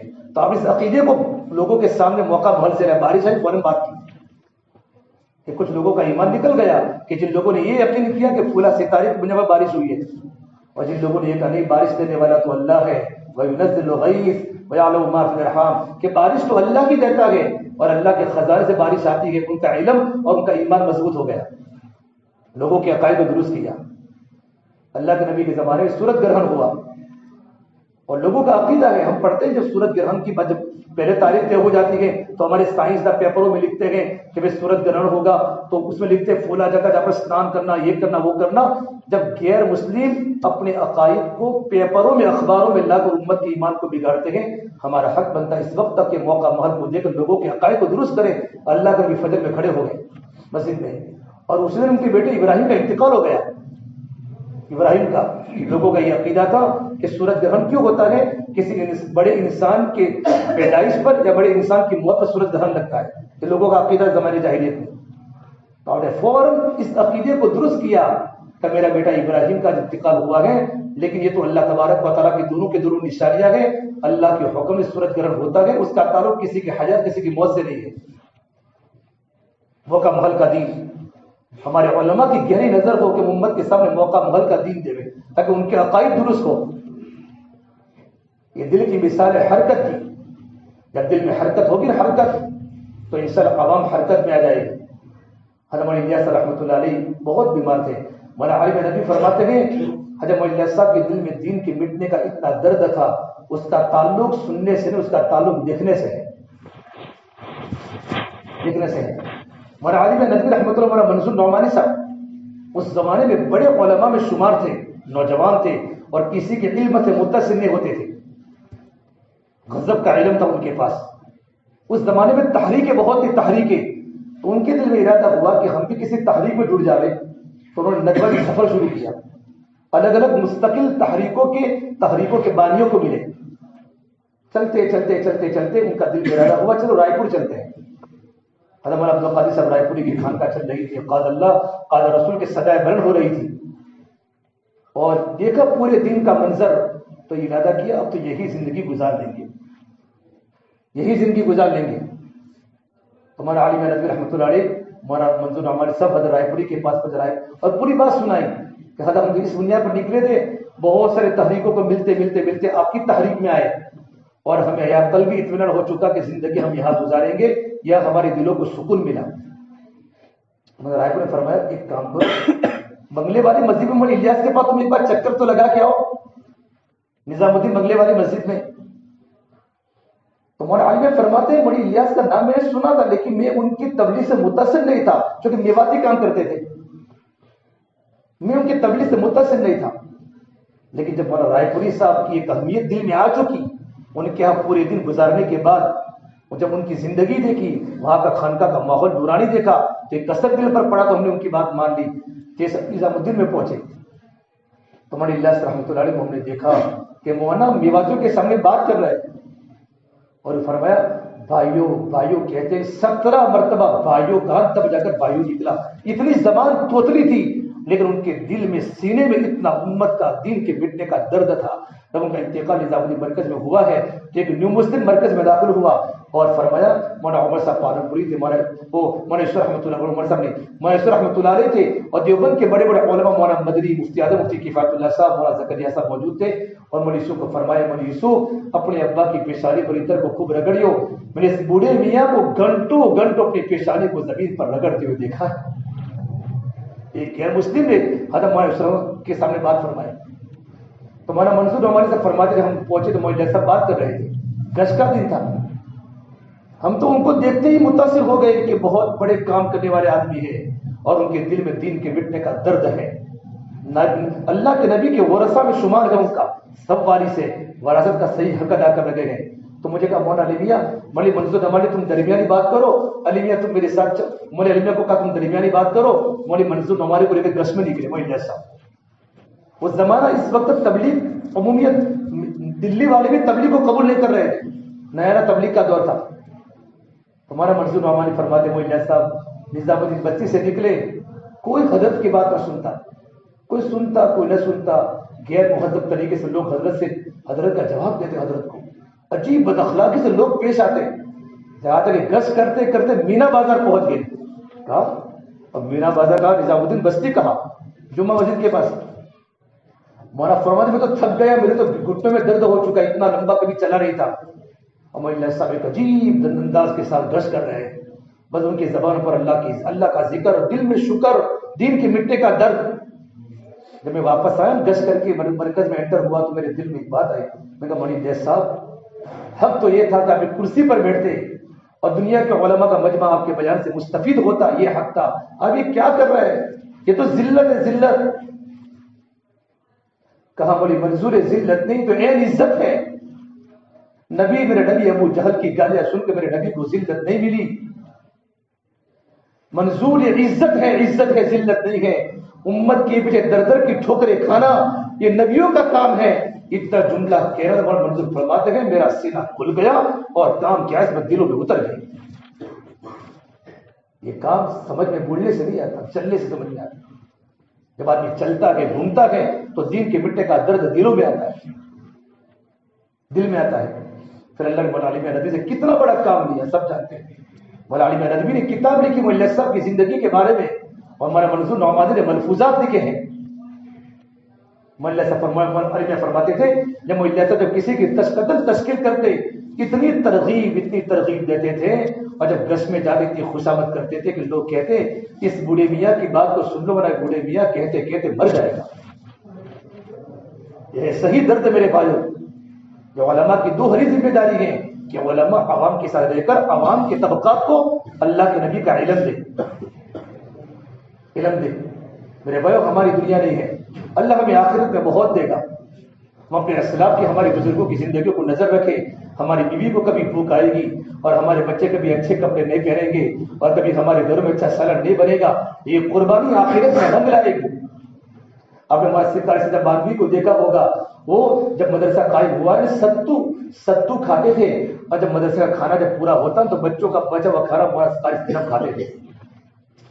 کتنا بڑا مقام، کتنی کرامات ظاہر ہوئی. اب تک ہوا جو مدرسہ ہے پوری حضرت کی دعاؤں کی برکات کا نتیجہ ہے. اللہ جتنا بھی کام لے رہا ہے مولانا غلام صاحب استانوی صاحب سے میرے بھائی ہم امت کے پیچھے لگے رہے اور اپنی زندگی کو صحیح بنانے کی کوشش کریں. مولانا صاحب کا انتقال ہوا، انتقال کا وقت قریب آیا تو یہ دونوں حضرات نظام الدین پہنچے. مولانا کو بولنے کی طاقت نہیں تھی اور مولانا کے پاس کام میں جا کر کہا حضرت طبیعت کیسی ہے؟ فرمایا میں تمہارا ہی ستایا ہوا ہوں. کاش تم ہماری جماعت میں لگ جاتے. کیونکہ مولانا علی میں اس وقت کافی تحریکوں کے شکار ہو گئے تھے, کافی تحریکوں میں لگ گئے تھے. بڑا آدمی ہوتا ہے تو لوگ سب بلاتے ہیں. مجھے خطرہ ہے میں دنیا سے چلا جاؤں گا, میرا کام کوئی فتنہ نہ بن جائے. اگر اس کام کو علماء کے ہاتھ میں نہیں رہا اور عوام کے ہاتھ میں کام آ گیا تو عوام تو نئی نئی چیزیں کام میں داخل کرے گی, غلو کرے گی, اور غلو کام کو برباد کر دے گا. آج غلو ہے ہر جگہ. بڑے ابراہیم سے فرماتے ہیں کہ میں مدینہ منورہ میں بیٹھا ہوا تھا, مسجد نبوی میں. ایک بہت بڑے عالم شیخ ابو بکر الجزائری, نام سنا ہوگا, ابو بکر الجزائری کی کتابیں بھی پڑھی ہوگی. انہوں نے مجھے کہا ابراہیم گجراتی کے نام یا شیخ, اس طریب غیین, 2 غین سے اپنے آپ کو بچانا, 2 غین سے, ایک غلو سے بچانا, ایک غرور سے بچانا. غلو سے ایک ایک کام میں غلو نہ ہے.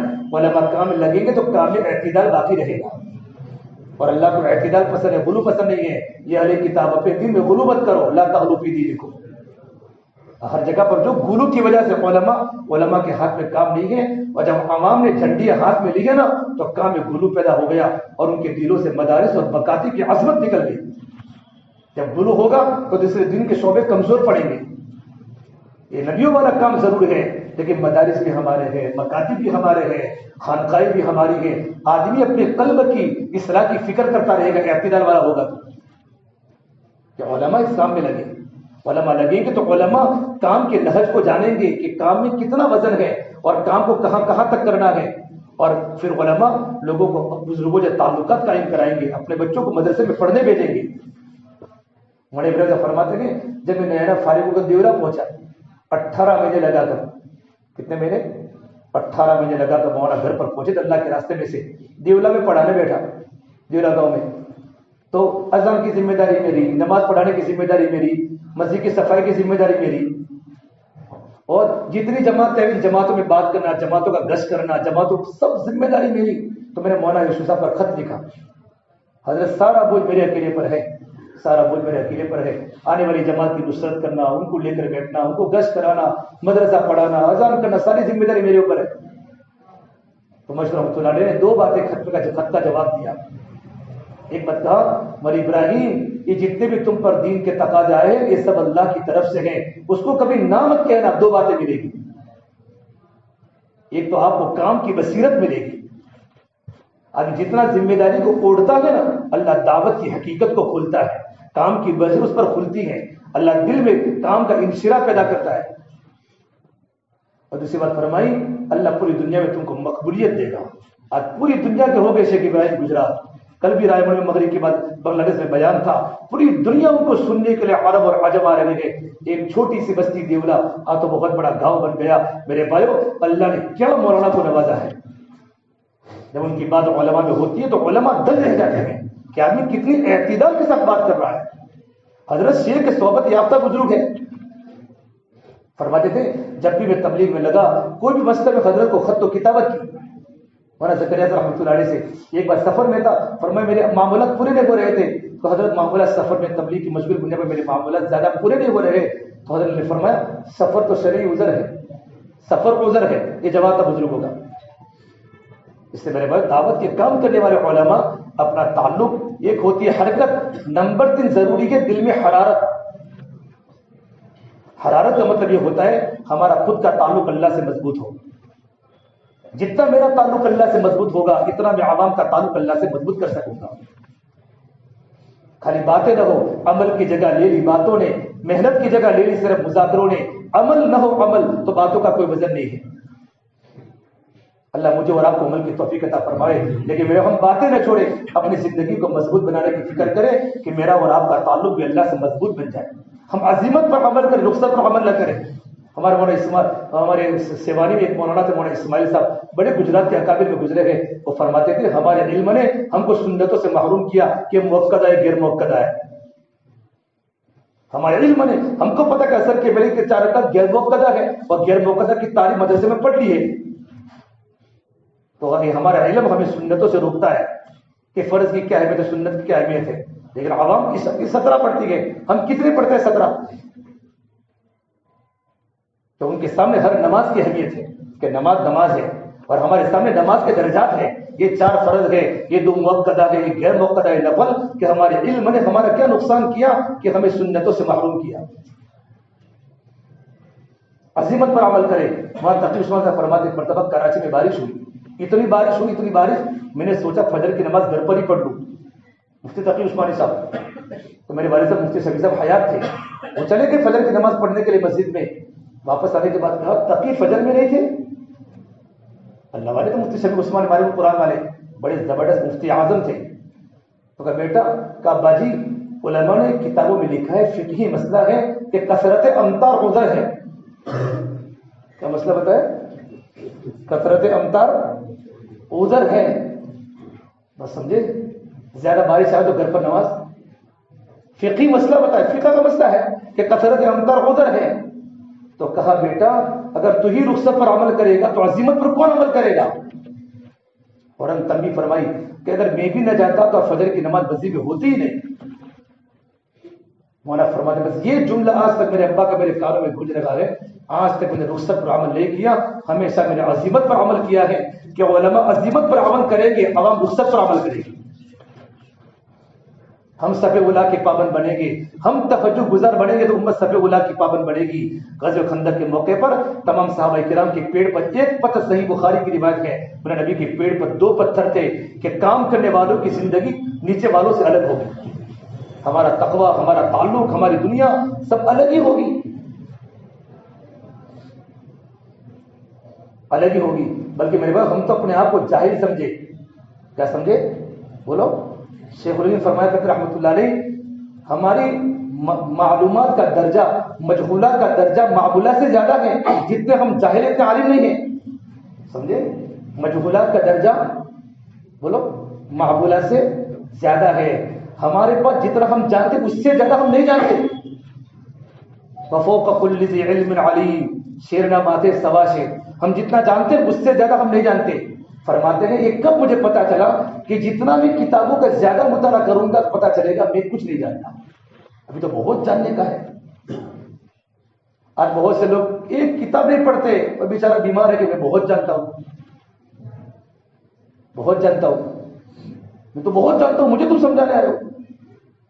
ہاں بھائی، جتنا آدمی کتابوں کا مطالعہ کرے گا، جتنا علم میں گھسے گا، آدمی اچھا ہی تو کتنا ہے، مجھے تو کچھ بھی نہیں آتا۔ زیادہ پڑھنے والا آدمی اپنے آپ کو جاہل سمجھے گا۔ اس سے میرے بھائیو، ہم ان 3 چیزوں کی فکر کریں، ہمارے دل میں حیات ہو، حرکت و حرارت ہو، ہمارا تعلق اللہ سے مضبوط بنے۔ مولانا میں فرماتے رحمۃ اللہ علیہ کہ میں ایک مرتبہ گیا ملک کے شام کے سفر میں، مجھے بلایا گیا، وہ جو لکھی نا الفکر الدعوتی، ایک محاضرہ تھا جس کی کتاب ترجمہ تاریخ دعوت و عظیمت العلم ندوی کی ہے۔ میں وہاں گیا تو مجھے ہوٹل دیا، ہوٹل کہ آپ یہ ہوٹل ہے 7 اسٹار ہوٹل میں آپ کا ہم نے کمرہ بک کیا ہے۔ فرمایا نہیں، میں تو مولانا ہوں اور میں اپنے اسلاف میں ہوٹلوں کی بکنگ نہیں دیکھی ہے، میں تو مسجد کی چٹائی پر سو جاؤں گا۔ مولانا فرماتے ہیں جب میں نے محاضرات کیے تو ملک شام کے بڑے بڑے علماء، ملک شام کے بڑے بڑے علماء، عرب علماء کے پاس کتنا علوم ہوتا ہے، وہ صفِ بلا میں میرے سامنے میرے آنے سے پہلے بیٹھ جاتے تھے علیمیہ کے محاضرات کو سننے کے لیے۔ تو وہاں میں نے ایک عالم کو دیکھا، شیخ علی دکر، ایک بہت بڑے عالم ملک کے شام کے، فجر کے بعد ان کا قرآن کریم کا درس ہوتا تھا، درس، اور چھوٹی سی مسجد تھی، اتنا مجمع ہوتا تھا کہ مسجد بھر جاتی تھی اور دور تک سڑکوں پر لوگ بیٹھتے تھے کہ میں بھی ان کے درس میں شریک ہوا کہ ان کی آواز باہر تک نہیں پہنچتی تھی لیکن لوگ ہچکیاں لے لے کے روتے تھے، حالانکہ ان کے کانوں میں حضرت کی آواز بھی نہیں پہنچ پاتی تھی۔ تو ان کا شاگرد عربی نے جا کر حضرت کو پڑھا، ایک بات پوچھنی ہے، آپ درس قرآن کرتے ہیں، ہم بھی درس قرآن کرتے ہیں، اور ہم تو قرآن کے درس میں نکات کھول کھول کے امت کو کھولتے ہیں، نکات بتاتے ہیں، قرآن کریم کے تفسیر پر نکات کھولتے ہیں، مسائل کو مستنبط کر کے بتاتے ہیں، لیکن ہمارے یہاں وہ اثر نہیں جو آپ کے اثر ہے۔ تو بیٹا تو میرا شاگرد سے ایک بات سیکھنے کے لیے کہہ رہا ہوں، ورنہ میں کسی کو نہیں کہتا، بیٹا اس درس کی مقبولیت کو لانے کے لیے میں روزانہ تہجد میں 10 پاروں کی تلاوت کرتا ہوں۔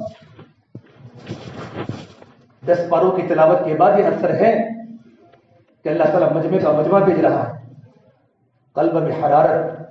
جب تک میری اور آپ کی زندگی ایمان اور تقوی سے مت نہیں ہوگی، آپ نے کہا تھا معاذ بن جبل کو تو اللہ کے نبی صلی اللہ تبارک و تعالیٰ علیہ وسلم نے حضرت معاذ کو یمن روانہ کیا، ابو موسیٰ اشعری کو معاذ دونوں کو روانہ کیا، دونوں کو الگ الگ علاقے میں بھیجا، لیکن دونوں کبھی کبھی ملتے تھے۔ ابو موسیٰ اشعری تعیس کے علاقے میں تھے، میرا آواز جانا ہوا ہے، تعیس کے علاقے کے تھے، اور معاذ بن جبل نیچے صنعاء کی طرف تھے، نہیں ابو موسیٰ اشعری صنعاء کی طرف تھے اور معاذ بن جبل تعیس میں تھے، یمن کا علاقہ ہے تعیس۔ یہ دونوں کی کبھی کبھی ملاقات ہوتی، اور آپ نے کہا تھا دونوں کو کیا فرمایا تھا جاتے وقت، یسرا ولا تعسرا، دین کو آسان بنا کے پیش کرنا، مشکل بنا کر پیش بس کرنا، بشرا ولا تنفرا، لوگوں کو جنت کی بشارت سنانا، لوگوں کو ڈرانا مت، نفرت مت دلانا، لوگ بشارتیں سنتے نفرت نہیں سنتے، یہ آپ نے ان کو سکھائی ہدایات کیسے دین پہنچانا۔ جب دونوں آپس میں ملتے تھے تو کبھی یہ نہیں پوچھا تمہارے علاقے میں کیا ہے، تمہارے علاقے میں کیا ہے، کتنی سیلری ہے، کتنا پگار ہے، اور جب دونوں آپس میں ملتے تو کیا باتیں کرتے تھے، تمہارا قرآن کریم کا پڑھنے کا معمول کتنا ہے رات کا، لکھا ہے کتاب میں، تمہارا قرآن کریم کا معمول کتنا ہے، کہ میرا قرآن کریم کا معمول میرا اتنا ہے، اگر زیادہ ہوتا تو اپنے قرآن کی تلاوت کے معمول کو بڑھا لیتے۔ صحابہ آپس میں دین کے مذاکرے کرتے تھے کہ سامنے صرف دین ہوتا، رہے مسئلے ضروریات، یہ اللہ تبارک و تعالی ہم قرآن کریم میں اور آیت پڑھتے ہیں، وَمَن يَتَّقِ اللَّهَ يَجْعَل لَّهُ مَخْرَجًا وَيَرْزُقْهُ مِنْ حَيْثُ لَا يَحْتَسِبُ وَمَن يَتَوَكَّلْ عَلَى اللَّهِ فَهُوَ حَسْبُهُ، یہ کس کے لیے ہے، میں اور آپ تو پڑھتے ہیں لیکن کس کے لیے ہے، کہ جس کی زندگی میں تقوی ہوگا اللہ اس کو ہر مشکل سے نکالے گا، ایسی جگہ سے اللہ روزی دے گا انسان نے سوچا بھی نہیں ہوگا، جو اللہ پر بھروسہ کرے گا اللہ ہی اس کو کافی ہے۔ ہم تو پڑھتے روزانہ قرآن کریم کی آیات کو، تو میرے بھائیو ہماری ذمہ داری ہے اپنا تعلق اللہ سے مضبوط کریں۔ جب معاذ بن جبل یمن روانہ کیا، پہلے وہ روانہ ہوئے تو اللہ کے نبی صلی اللہ تبارک و تعالی مدینہ منورہ کے عالم کی اتنی قدر فرمائی کہ آپ نے تمام کے تمام صحابہ کرام کو مسجد سے روانہ کیا، آپ ان کو لے کر چلے 7 یا 8 میل تک، اللہ کے ان کے ساتھ پیدل چلے، معاذ جبل تو اونٹنی پر تھے، وہ علی راحلتہ، اور اللہ کے نبی صلی اللہ تبارک وسلم آپ چل رہے اور آپ کو ہدایات کی بات کر رہے، ایک بات فرمائی، یہ معاذ اب یمن جا رہے ہو، آپ کو پتہ ہے قرآن پر عمل کرنا، وہ نکلا وہ قیاس، جو قیاس کی جو روایت ہے، قرآن حدیث اجماع اور قیاس جو اصول فقہ کا اصول ہے، اس حدیث سے تو مستمد ہوا ہے کہ معاذ قرآن اگر کوئی بات نہ ملے تو حدیث میں دیکھنا، حدیث میں تو بات نہ ملے تو امت کا علماء کا صحابہ کا اجماع دیکھنا، اگر اس میں بھی اگر کوئی بات ہو تو قیاس کرنا، دونوں کو سامنے رکھ کر۔ یہ بات بتانے والے ایک بات فرمائے، معاذ اب یمن جا رہے ہو، ایاک والتنعم فإن عباد اللہ لیس بالمتنعمین، یہ معاذ اپنے آپ کو عیش پرستی سے بچانا، اللہ کے نیک بندے عیش پرستی کو پسند نہیں کرتے ہیں۔ علماء کی زندگی بتائیے کہ مدینہ کا مفتی کیسا ہونا چاہیے، مدینہ کا عالم کیسا ہونا چاہیے، ایاک والتنعم فإن عباد اللہ لیس بالمتنعمین، معاذ زندگی سادہ گزارنا۔ پھر آپ نے ایک بات فرمائی، معاذ تم جا رہے ہو یمن، عسى اللہ تلقانی بعد عامی ھذا، یہ میری اور تمہاری آخری ملاقات ہے، لعلک تمر بمسجدی وقبری ھذا، جب تم واپس آؤ گے یا تو میری قبر کی زیارت ہوگی یا تو میری مسجد کی زیارت ہوگی، تم مجھے دوبارہ دیکھ نہیں سکو گے۔ کیا نظریہ ہوگا ہمارے دور حدیث کے بچے جب نکلتے ہیں مدرسوں سے، مشکات کے بچے استادوں کو گلے پکڑ پکڑ کے روتے ہیں، صحابہ کے دل میں جو عشق کا محبت نہیں، محبت کے اوپر کا درجہ عشق کا ہوتا ہے۔ حضرت معاذ بن جبل رو گئے، فبکا معاذ جشعا لفراق رسول اللہ، حضرت معاذ دھاڑے مار کے رونے لگے۔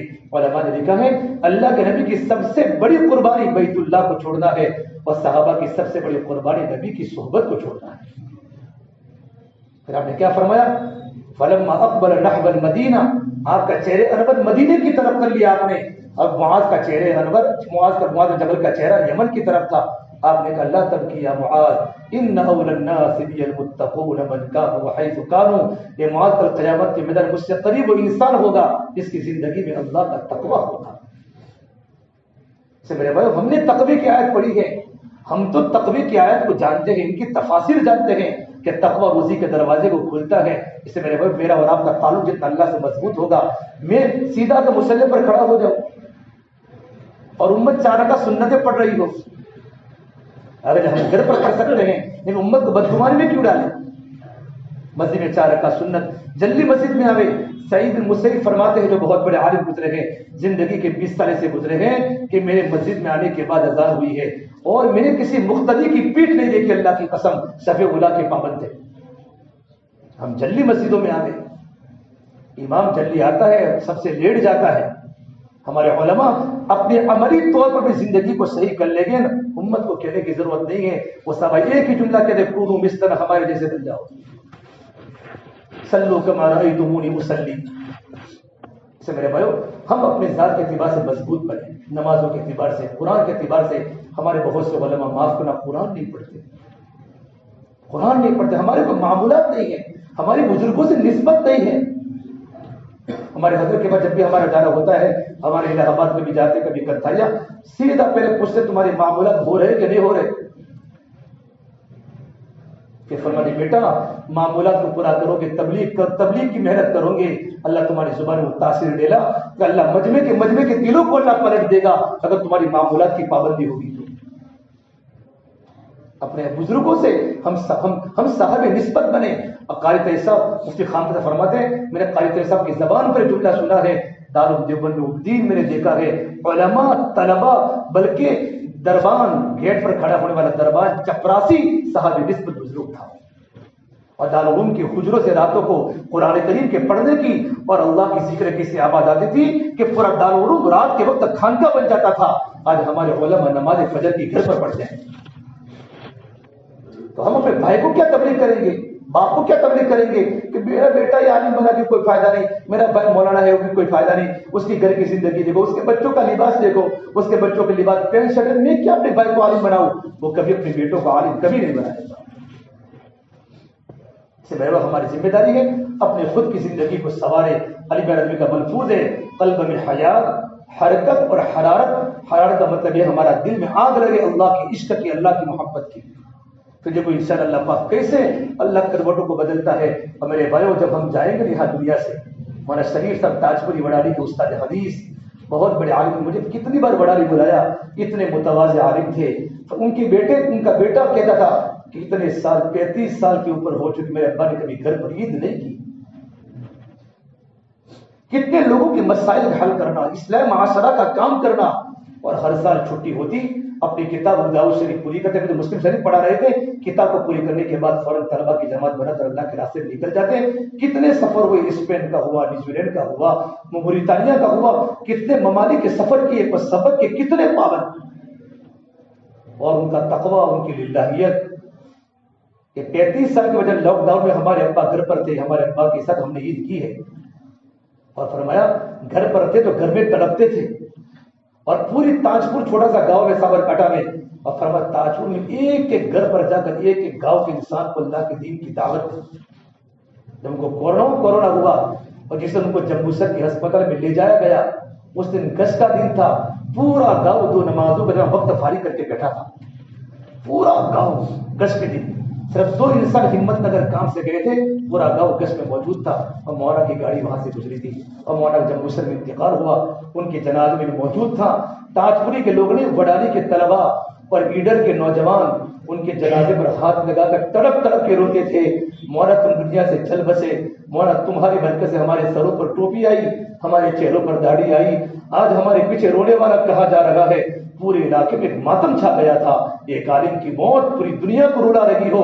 عمر صاحب پارنپوری فرماتے تھے، بلند اپنے اخلاق کرتا چلا جا، زمانے کے دلوں میں اترتا چلا جا، ادھر زخم پہ زخم کھاتا چلا جا، ادھر سارے عالم پہ چھاتا چلا جا، دنیا تجھ کو یاد کر کر کے روے تو دنیا سے مسکراتا چلا جا۔ کہ تو یہ دیکھ کر تو مسکراتا ہو اللہ کے پاس جا رہا ہو، لوگوں میں ماتم چھائی ہوئی ہو۔ اسے میرے بھائیو ہم سب کی ذمہ داری ہے ماشاءاللہ، کہ ہمارا کچھ کا علاقہ پورا سوکھا پڑا ہے، ایک گیلی لکڑی، ایک گیلی لکڑی، ایک ہوتی ہے سوکھی لکڑی اور ایک ہوتی ہے گیلی لکڑی۔ سوکھی لکڑی جلدی جیسے تم نے انگارا جل جائے گی۔ یہ علاقہ پالمپور کا ہے، محسانہ کا ہے، سورت کا ہے۔ یہ کچھ کا علاقہ گیلی لکڑی کا ہے۔ گیلی لکڑی جلدی نہیں جلتی، اس کو جلانا پڑتا ہے، بار بار بجھے گی پھر جلانا پڑے گا، چونکہ نیلا لکڑا ہے، دھواں نکلے گا، کتنی محنت کرے گا تب جا کر ایک علاقہ اوپر آئے گا، اور اللہ پاک آپ کی محنتوں کو ضائع نہیں کرے گا۔ ان اللہ لا یضیع اجر المحسنین، اللہ پاک نیک کام کرنے والوں کے اجر کو اللہ پاک کبھی ضائع نہیں کرتا۔ اس سے میرے بھائیو وقت ہو چکا ماشاءاللہ، آپ لوگ مدرسہ پڑھا کر آئے ہیں، آپ کو شام کو بھی پڑھانا ہے۔ ہمارے علماء فکر مند رہے، امت کے بعد اپنی زندگی کے اعتبار سے بھی اور امت کے اعتبار سے بھی ہمارے علماء فکر مند رہے، اور محنت کر کے گلی گلی میں جا کر مدد آنے والی جماعتوں کے پاس بیٹھے. آنے والی جماعتیں بہت ساری ایسی ہوتی جن کو کچھ نہیں آتا، ان کی سورہ فاتحہ صحیح نہیں ہوتی، کیونکہ بعض علاقوں میں غالب بھی نہیں ہوتا. ابھی ہماری جماعت بن رہی ہے.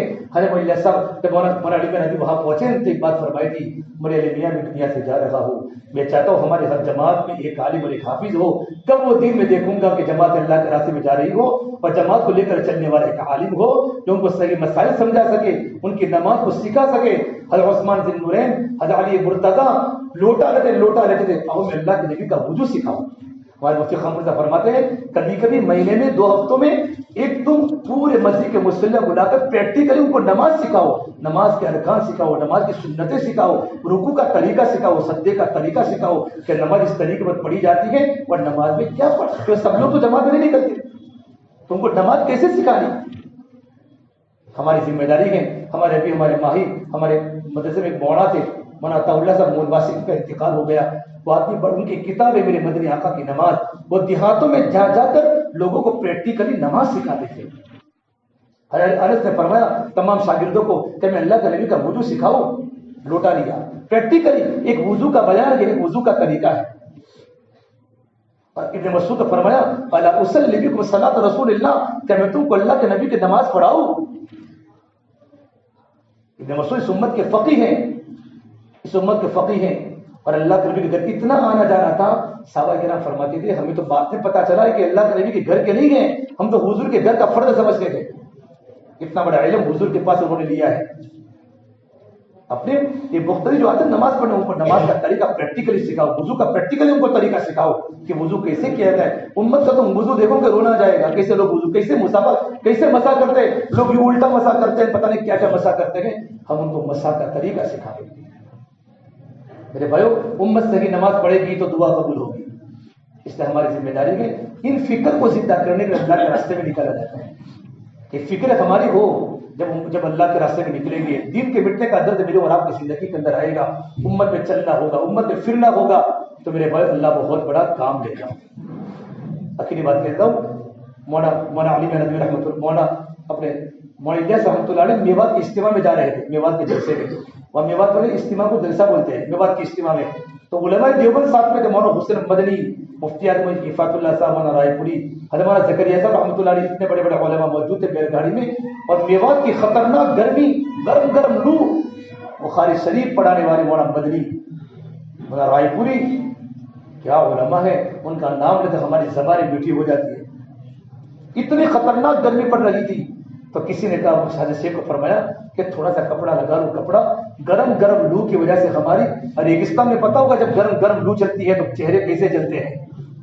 تو مجھے جیسا کو پوچھیں گے اطاعت، بڑے بڑے علماء اطاعت، تو مجھے سے فرمایا کیا کہا تم نے؟ کہا تھوڑی صرف چادر لگا دے تاکہ گرم لو سے ہمارے چہرے بچ جائے. فرمایا تم گرم لو کی بات کرتے ہو، اللہ کی قسم میں تو میوات اس سفر میں جنت کے بعد نصیب کو محسوس کر رہا ہوں، اور میں غزوہ تبوک کو یاد کر کے خوش ہو رہا ہوں. حضرت شیخ فرماتے ہیں اتنا کہنے کے بعد ہم بیل گاڑی میں جا رہے تھے اور جنت کے مزے گرمی کے موسم میں لوٹ رہے تھے. یہ ہمارے بڑوں کو کام کا باعث استحضار تھا. ہمارے دل میں سے گزارش ہے ماشاء اللہ ہمارے علماء کرام کا سال لگ چکا ہے، ٹھیک ہے الحمدللہ.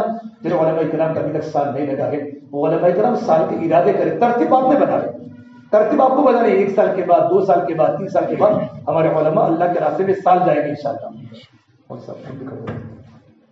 ہمارے علماء سال کے لیے کھڑے ہوں گے انشاءاللہ. ارادہ کرے جو علماء ہے، جو فارغین ہیں، وہ سال کے لیے کھڑے ہوں گے.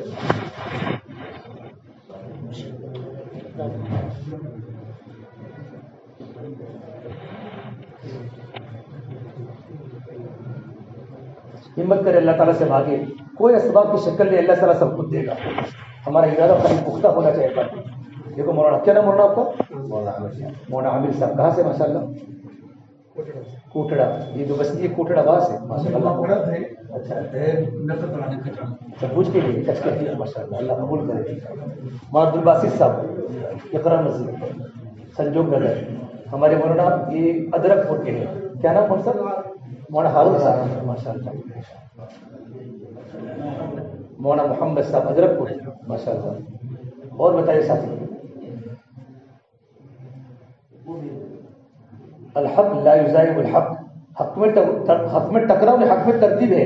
رکوع کے بعد سجدہ ہے، سجدے کے بعد قاعدہ ہے، مدرسہ بھی پڑھانا ہے، امامت بھی کرنی ہے، جماعت میں بھی جانا ہے.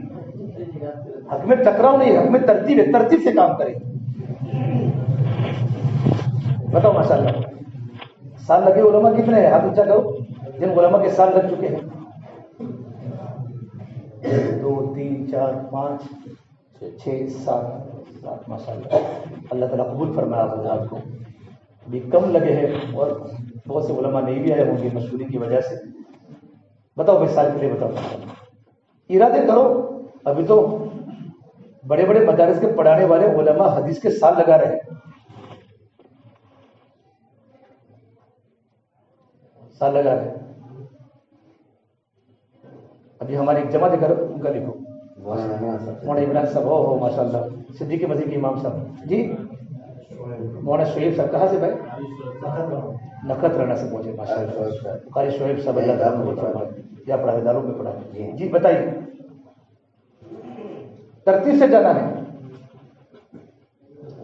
ہمارے مولانا منا کے کیا نام ہے صاحب؟ مولانا جاوید صاحب الفلاح مسجد، اللہ تعالیٰ آسان کرے قبول کرے. جی بتائیے ہمارے کچھ کے علماء کھڑے ہو.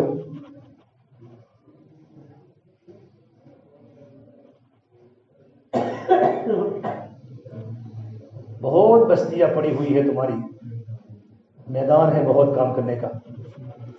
ایک عالم برکت سے اللہ دنیا کو زندہ کر دے گا. ہم تو عالم نبی کے عالم امتی ہیں. ہماری نماز امام والی نماز ہے، مقتدی والی نماز نہیں ہے. تمام نبی کیا بنے؟ مقتدی بنے. کس کے؟ اللہ کے نبی کے اقسام میں. تو ہماری نماز امام والی ہے، مقتدی والی نہیں ہے. تو فکرے بھی امام والی ہو، امام الانبیاء والی فکرے ہو ہماری. کرے ہمت ساتھی ماشاء اللہ. ہمارے حافظ صاحب کو قاری صاحب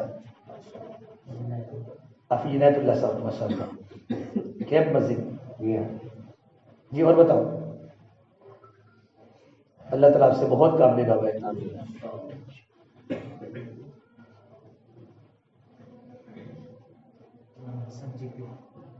کہاں سے بیٹا؟ اچھا ماشاء اللہ. کہاں سے؟ کون سے گاؤں کے ہو؟ یہی کیوں؟ جی اور بتاؤ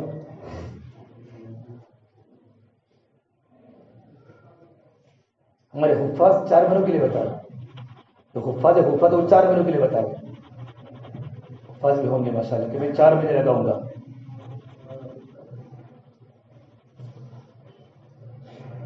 آپ کے لیے کتنا 8 مہینے کم ہو گئے.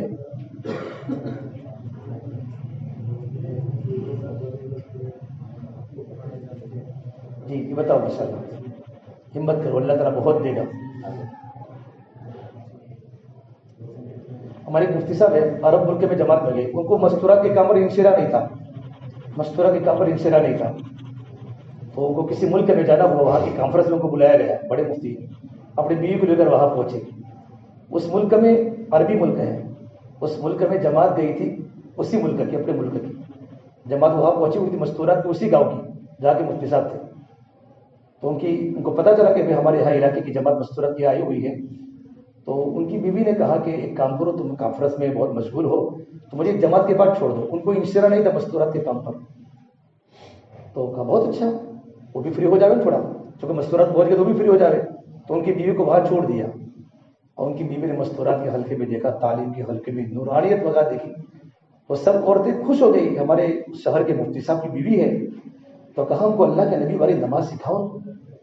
ان کو کہا عائشہ والی نماز سکھاؤ. اور عائشہ کی نماز کیسی تھی؟ طلب سے بیچاروں نے پوچھا. وہ تو خاموش ہو گئی مفتی صاحب کی عورت تو، اور رونے لگی، کچھ بولے نہیں. تو عورتیں تبلیغ میں جتنی سمجھداری تھی کہیں نہیں ہے. اللہ نے دی ہے تبلیغ میں سمجھداری، کوئی مسئلہ نہیں ہے. ابھی اب تو آپ ابھی بیمار ہوں گے، ابھی تھکے ہوئے، چلو بعد میں سیکھیں گے اپنے انشاءاللہ. بات ٹال دی. جیسے اپنے مفتی صاحب کے پاس آئی تو فرمایا تم جماعت میں چلتے ہو کہ نہیں چلتے ہو؟ کہ میں اپنے بھائی کے ساتھ چلی جاؤں. مجھے نماز کے فرائض اور نماز کا طریقہ مجھے پتہ نہیں کیسے پڑھانے کی. مجھے پوچھا، میں شرمندہ ہو گئی. اتنے بڑے مفتی کانفرنس میں تقریر کرنے تم آئے ہو اور تمہاری بیوی کو نماز کا طریقے کا پتہ نہیں ہے. تم جماعت میں تیار مستورات میں. تب سے ان کو مستورات کے کام کا بہت انشرا ہو گیا. بات سمجھتے کہ نہیں سمجھتے؟ یہ پریکٹیکلی کام ہے. اس سے مولانا ابراہیم صاحب فرماتے ہیں ہم علماء سے 2 باتیں چاہتے ہیں. ایک وہ علماء جو چوٹی کے علماء ہیں، بڑے ایک مقام پر شیخ الحدیث ہے، مدرسوں کے محتمیم ہیں، ان سے ہم کام کی تائید چاہتے ہیں. کیا چاہتے ہیں صرف؟ کیا چاہتے ہیں؟ کام کی. کتنا اعتدال والا کام ہے. ہمارا فرماتے ہیں کہ میں سب سے پہلے 69 میں چلے کی جماعت لے کر گیا مظفر نگر کے علاقے میں، اس طرح یو پی کے ساتھ بالکل نیا نیا کام، کوئی تبلیغ کو جانتا نہیں تھا. مولانا دوغڑی صاحب پھولپور رحمۃ اللہ کی خانقاہ لگی ہوئی تھی، اثر کے بعد کی مجلس. تو میں نے اپنی جماعت کو کہا چلو حضرت کی مجلس میں چلے جا رہے، تبلیغوں کو جانتا ہی نہیں تھا وہاں. مولانا دوغڑی صاحب پھولپور رحمۃ اللہ علیہ فوراً نظر پڑی کہ کوئی تبلیغی جماعت آئی ہے. تو مولانا صاحب نے اتنا کہا دیکھو بھائی یہ تبلیغی جماعت مرکز سے آئی، ان کا ساتھ دیو. اور مولانا ایک دم بیمار تھے، کمزور تھے، اخیری حالت تھی. مولانا فرماتے ابراہیم صاحب کہ بس اتنا کام ہم سے لوگوں نے ہم سے لیا، یہ بڑے علماء کی تائید ہے. تائید.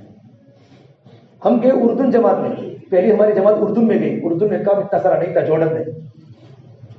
تو ہم ایک وہاں کے بہت بڑے مفتی جو مدینہ منورہ سے فارغ ہے، وہاں کے قاضی پورے شہر کے، ان کی ملاقات میں ہم گئے کہ خصوصی ملاقات علماء سے کرو، تشکیل کی نیت سے نہیں بلکہ دعا کی نیت سے. تو علماء چلیں گے تو ہی یہ عوام کو صحیح کام سمجھا سکیں گے، ورنہ عوام کو تو کام کا کچھ پتہ ہی نہیں ہے. ادھر کا ادھر کر رہی، ادھر کا ادھر کر رہی ہے. بیچارے وہ بھی مجبور ہیں، جیسا اوپر سے سنتی ہے بڑوں سے تو بات سنتی نہیں، وہ بڑوں کے پاس وہ جاتے نہیں. ہمارے ابراہیم صاحب پورے شہر کے قاضی کے پاس ملاقات میں گئے کہ میں بیٹھا ہوا تھا اور وہ مدینہ منورہ سے فارغ تھے اور مدینہ منورہ میں دعوت کا کام دیکھ چکے تھے، لیکن اردن میں کام نہیں تھا. تو وہاں کے بہت بڑے پولیس افسر کا حضرت پر فون آیا کہ مولانا صاحب یہ کچھ لوگ انڈیا سے آئے ہوئے ہیں اور ہمارے اردن میں گھوم رہے ہیں، ان کے بارے میں آپ کا کیا خیال ہے؟ کیا کہا مولانا کہ ہم بیٹھے تھے وہاں کیونکہ وہ انکوائری پولیس تھی. تو فوراً اسے کہا اولئک هم الربانیون، یہ تو بڑے بڑے اللہ والے ہیں. کس نے کہا؟ شہر کے قاضی نے. یہ تو اللہ والوں کی جماعت ہے، اللہ والوں کی. مولانا فرمایا اتنا کہا پورے اردن میں کام کا نقشہ کھل گیا. بڑے علماء سے تائید چاہتے ہیں اور ہماری جتنی عمر کے علماء ہیں ان سے بالفعل کام چاہتے ہیں. کیا کہتے ہیں؟ بالفعل، کہ وہ بھی اللہ کے راستے میں وقت لگا دیں. کسی کو بخاری کھٹانے کی ہمارے اجازت نہیں ہے، اس کا بدل نہیں ملتا. بس سمجھ میں اعتدال والا تبلیغ کا کام ہمارے بزرگوں نے سیکھا ہے. اس لیے یہ ہے جو مسائل کھڑے ہوئے ہیں نا، یہ اعتدال سے ہٹنے کی وجہ سے ہوئے ہیں. اعتدال ہے کام، ہمارے علماء ترتیب سے وقت لگا ہے ماشاء اللہ. اب بتاؤ 4 مہینوں کے لیے کون تیار ہے؟ 2023 میں پورے سال میں 23 ابھی جنوری چلتی ہے، دسمبر تک میں اپنے اللہ کے راستے میں 4 مہینوں کی ترتیب بناؤں گا. بتاؤ کون کون تیار ہے؟ اور اپنے مسجد اپنے حلقے کی جماعت بنا کر میں لے جاؤں گا.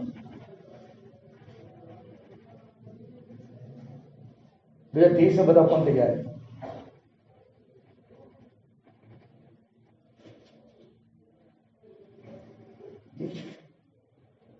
کرے کوشش کرے ماشاءاللہ، دل میں سوچے. ابھی تمہاری ذہن میں کوئی ترتیب نہیں، اللہ ترتیب کو بنا دے گا. جنوری میں جیسا ہو تو فروری میں، مارچ میں، اپریل میں، مئی میں، جون میں، جولائی میں، اگست میں، ستمبر میں، اکتوبر میں، نومبر میں، دسمبر میں، پورا سال ہے ہمارے پاس. ترتیب بنا دے. 15 شعبان سے کو تیار ہو. دیکھو مولانا کا دیکھو ماشاءاللہ ادرک سور سے یہ حضرت پور نہیں، یہ جنت پور ہے. وہاں سے تم کو مل ہی جاتا ہے کچھ نہ کچھ. مولانا مقصود صاحب آپ کہاں سے؟ اس کے پاس تو چھوٹا سا گاؤں ہو. اچھا ماشاء اللہ. جی اور بتاؤ 4 مہینوں کے لیے. اس سال میں انشاءاللہ 4 مہینے اللہ کے راستے میں لگاؤں گا. 4 مہینے لگاؤں گے، پھر آگے سال کا ارادہ ہوگا. 4 مہینے لگاؤ ماشاء اللہ اپنی مسجد سے، اپنے حلقے سے. بہت ساری تنظیموں سے علماء پڑھاتے، چھٹی مل جائے. دل میں ارادہ پکا ہوتا ہے نا، ارادے جن کی پختہ ہو، نظر جن کی خدا پر ہو، وہ تلاطم خیز موجوں میں گھبرایا نہیں کرتے، وہ نکل جاتے ہیں. چھٹی ملے تو جانا ہے، لیکن دل میں چھٹی ہے تو سب جگہ چھٹی ہے. ہمارے کل پہلے عزم ہے پھر نظم ہے. پہلے کیا ہے؟ عزم پھر نظم. ومن اراد الاخرہ وسعى لها سعيها فهو مؤمن فاولئك كان سعيهم مشكورا. بتاؤ بھائی ماشاء اللہ ہمارے شہر سے بڑے کچھ سے مولانا کا لکھو ماشاء اللہ. الفلا مسجد کے مولانا ہے سال کے لیے مولانا ابھی 4 مہینے میں جائیں گے، پھر وہاں سال پورا کر لیں گے انشاءاللہ. ٹھیک ہے، اللہ تعالیٰ آسان کرے. مسجد کی جماعت لے کر جائیں گے جی. اور بتاؤ یہ مولانا کے گاؤں ودانی کے ہیں, ابھی بروج میں پڑھاتے ہیں, اپنی گاؤں کی جماعت لے کر آئے ہیں, اپنے بروج چھوٹے سے گاؤں کی جماعت لے کر آئے ہیں, اسلام پور پوری ایک مسجد کی جماعت ہے مولانا کی. مولانا کے گاؤں میں بھی اجتماع ہوا, 23 جماعتیں نکلی. کتنی؟ 23 جماعتیں, 450 مکانی, 4 مہینوں کی, اور ایک جماعت بیرون کی. 24 جماعتیں اللہ کے راستے میں ایک بستی سے نکلی. ہر جماعت میں علماء ہے. ابھی انجار میں بڑی یونس بدرا اور ایک مولانا جماعت لے کر انجار میں ہے, 4 مہینوں کی جماعت. ہر بستی میں علماء, ہر جماعت میں علماء. اور وہ تشکیل کرنے کے لیے کہاں کہاں پہنچے؟ اگر ان کے گاؤں کا عالم سورت پڑھا تھا تو وہاں بھی تشکیلی جماعت پہنچی کہ ہماری بستی کی جماعت علماء کے بغیر رہے گی. ہمت کرو 4 مہینوں کے لیے ماشاءاللہ. ہمارے مولانا چچیرے بھائی کون دانی کے ہو مولانا مشتاق صاحب. ماشاءاللہ ارادہ کرو مولانا صاحب, کھڑے ہو جاؤ. مولانا مشتاق صاحب کہاں پڑھا؟ اچھا, اللہ قبول کرے ماشاءاللہ. اور بتاؤ اللہ پاک کی قربانی کو رنگ لاوے, کہاں پیدا ہوئے, کہاں پڑھے, کہاں پڑھانے آئے. زندگی ماں باپ کے ساتھ رہنے کا موقع نہیں ملا. ان علماء کی کیا قربانیاں ہے. 5-10 سال کے بعد گھروں سے نکل گئے, 10-10 سال مدرسوں میں گزارے, اور پڑھانے کے وقت بھی ماں باپ کے پاس بیٹھنے کا موقع نہیں ملا. یہ اللہ قربانی ضائع نہیں کرے گا. اور ان علاقوں میں آ کر, ریگستان کے علاقوں میں آ کر پھر یہاں کے لوگوں کو لے کر جماعت میں نکلنا, ان کے نخروں کو برداشت کرنا, بھائی تو ہمارے نبوت ہے. اللہ بہت کچھ دے گا آخرت میں انشاءاللہ. یہ قربانی آپ کی ضائع اللہ نہیں کرے گا. بڑی قربانیاں ہیں جن ماں نے اپنے بچوں کو بڑا کیا. 10 سال کاکوسی میں, چھاپی میں, کنٹھاریا میں, باٹلی والا میں بچوں کو پڑھایا. پڑھانے بیٹھ گئے. ایک انجار میں, میں نے راجستھان کے علاقے میں اجمیر میں گیا, ایک کاکوسی کے مولانا کو دیکھا, درخت کے نیچے پڑھا رہے, درخت کے نیچے. اللہ کون کھانا کھلاتا ہے؟ اللہ. کون یقین سکھا رہے تھے بچوں کو. پھر جو ہم کو اچانک دیکھا تو ہم وہی کھڑے تھے, تو کہا وہی درخت کے نیچے وہی چٹائی تھی, وہی ان کا مدرسہ, وہی ان کا گھر, وہی مدرسہ. گاؤں میں کوئی استقبال نہیں مجھے. اور مولانا کی بمبئی میں 5 اسٹار ہوٹل ہے, مکھی کمپنی کا لڑکا, بہت مالدار آدمی, لیکن مولانا پڑھا رہے بیچارے. پھر دوپہر کا وقت ہوا تو مجھے کہا تم ہماری دعوت قبول کر لو. تو ان کا کیا کھانا لاؤ گے کہ میں بھی لے کر آتا ہوں. تو بیچارے لائے باجری کی روٹلی اور چٹنی کا, میں روزانہ یہی کھاتا ہوں. مالدار کا گھرانے کا بچہ, اور یہ اللہ کے دین کی نسبت پر باجری کی روٹلی اور چٹنی جو ہمارے دیہاتوں کا خوراک ہے وہ کھا رہا ہے. پھر ظہر کی اذان وہاں انہوں نے کی ببول کے درخت کے نیچے. اور پھر کہا, پھر دوڑے میں کہاں جا رہے ہو؟ کہ لوگوں کو نماز گھر پر جاتا پڑتا ہوں. یوں کر کے 6-7 نمازوں کو لائے. میں رو گئے, اللہ اس کے ماں باپ کو اللہ کیا آخرت میں دے گا. جو نوجوان جوانی کا عالم زندگی مدرسے میں گزاری اور امت کے پیچھے کہاں کھپ رہا ہے. اللہ ضائع کرے گا میرے بھائی؟ اللہ قربانی کو کبھی ضائع نہیں کرتا. اچھا ابھی بتاؤ چلے کے لیے کون تیار ہے؟ اس سال کون چلا لگائے گا؟ بہت چھوٹی قربانی ہے. نام لکھاؤ, کھڑے ہو کر ماشاء اللہ, کھڑے ہو کر.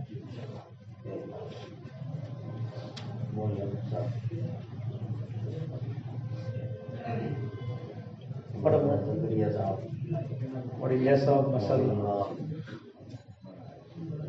مفتی صاحب, مفتی یاسین صاحب. یہ دیکھو ہمارے اپنے مسجدوں کی جماعتیں بنے گی انشاءاللہ. کھڑے جاؤ, اور بھی کھڑے ہو جاؤ. حضرت پور سے آپ کھڑے ہو جاؤ مولانا.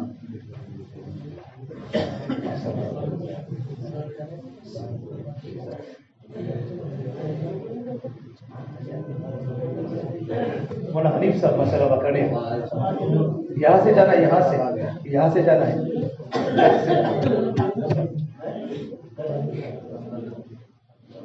حضرت ہمارے جائے گی انشاءاللہ.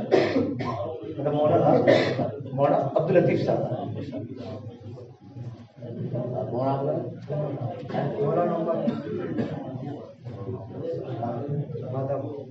بیٹھ جائے.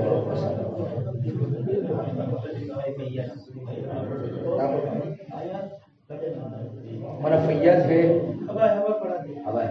ودانی کے حافظ ہے. ہاں ودانی کی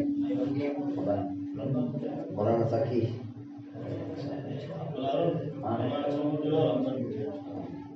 جی ماشاء اللہ. یہ ہمارے مولانا صاحب, مولانا بلال مسجد میں ہے. مولانا اویس, حافظ اویس صاحب, حافظ احمد صاحب. حضرت پور سے نا مولانا نواز کے نا. اچھا باگڑو دوڑیسا کے بجو میں. اچھا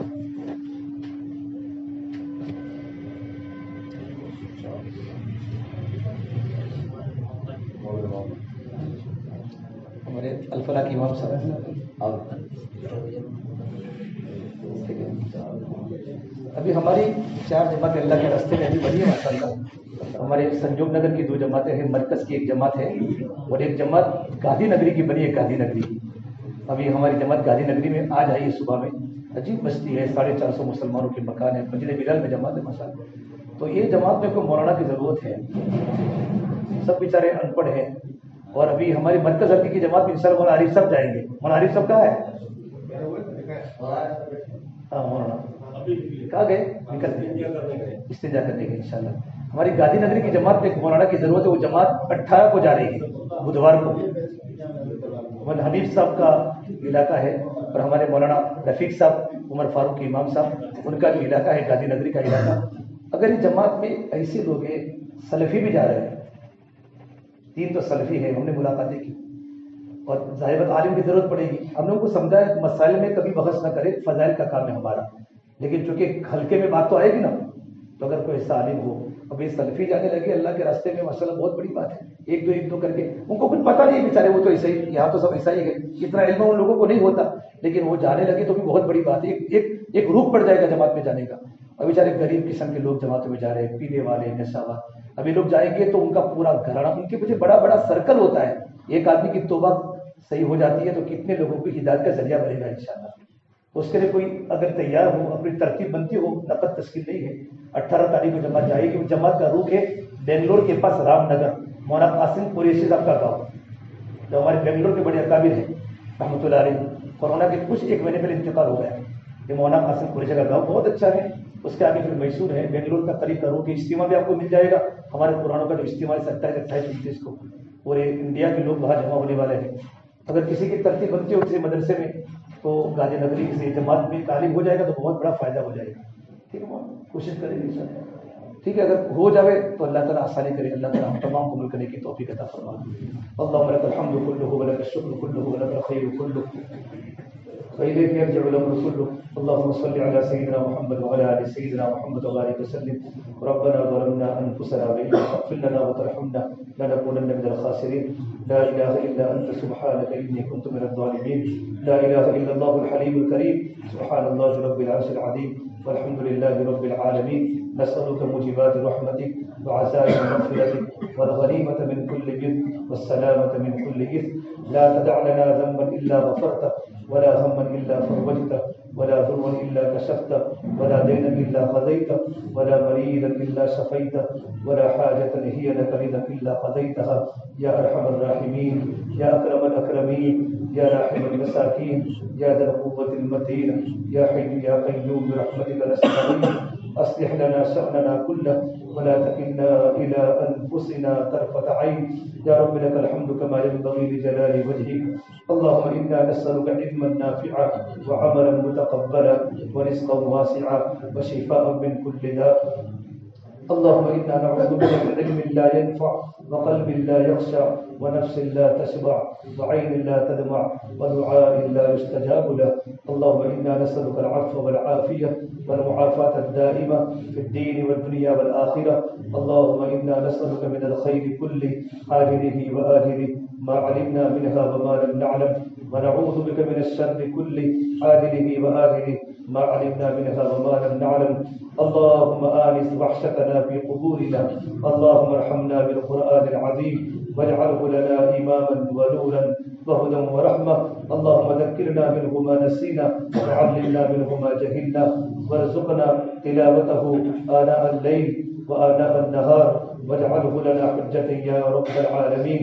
ربنا آتنا في الدنيا حسنة وفي الآخرة حسنة وقنا عذاب النار.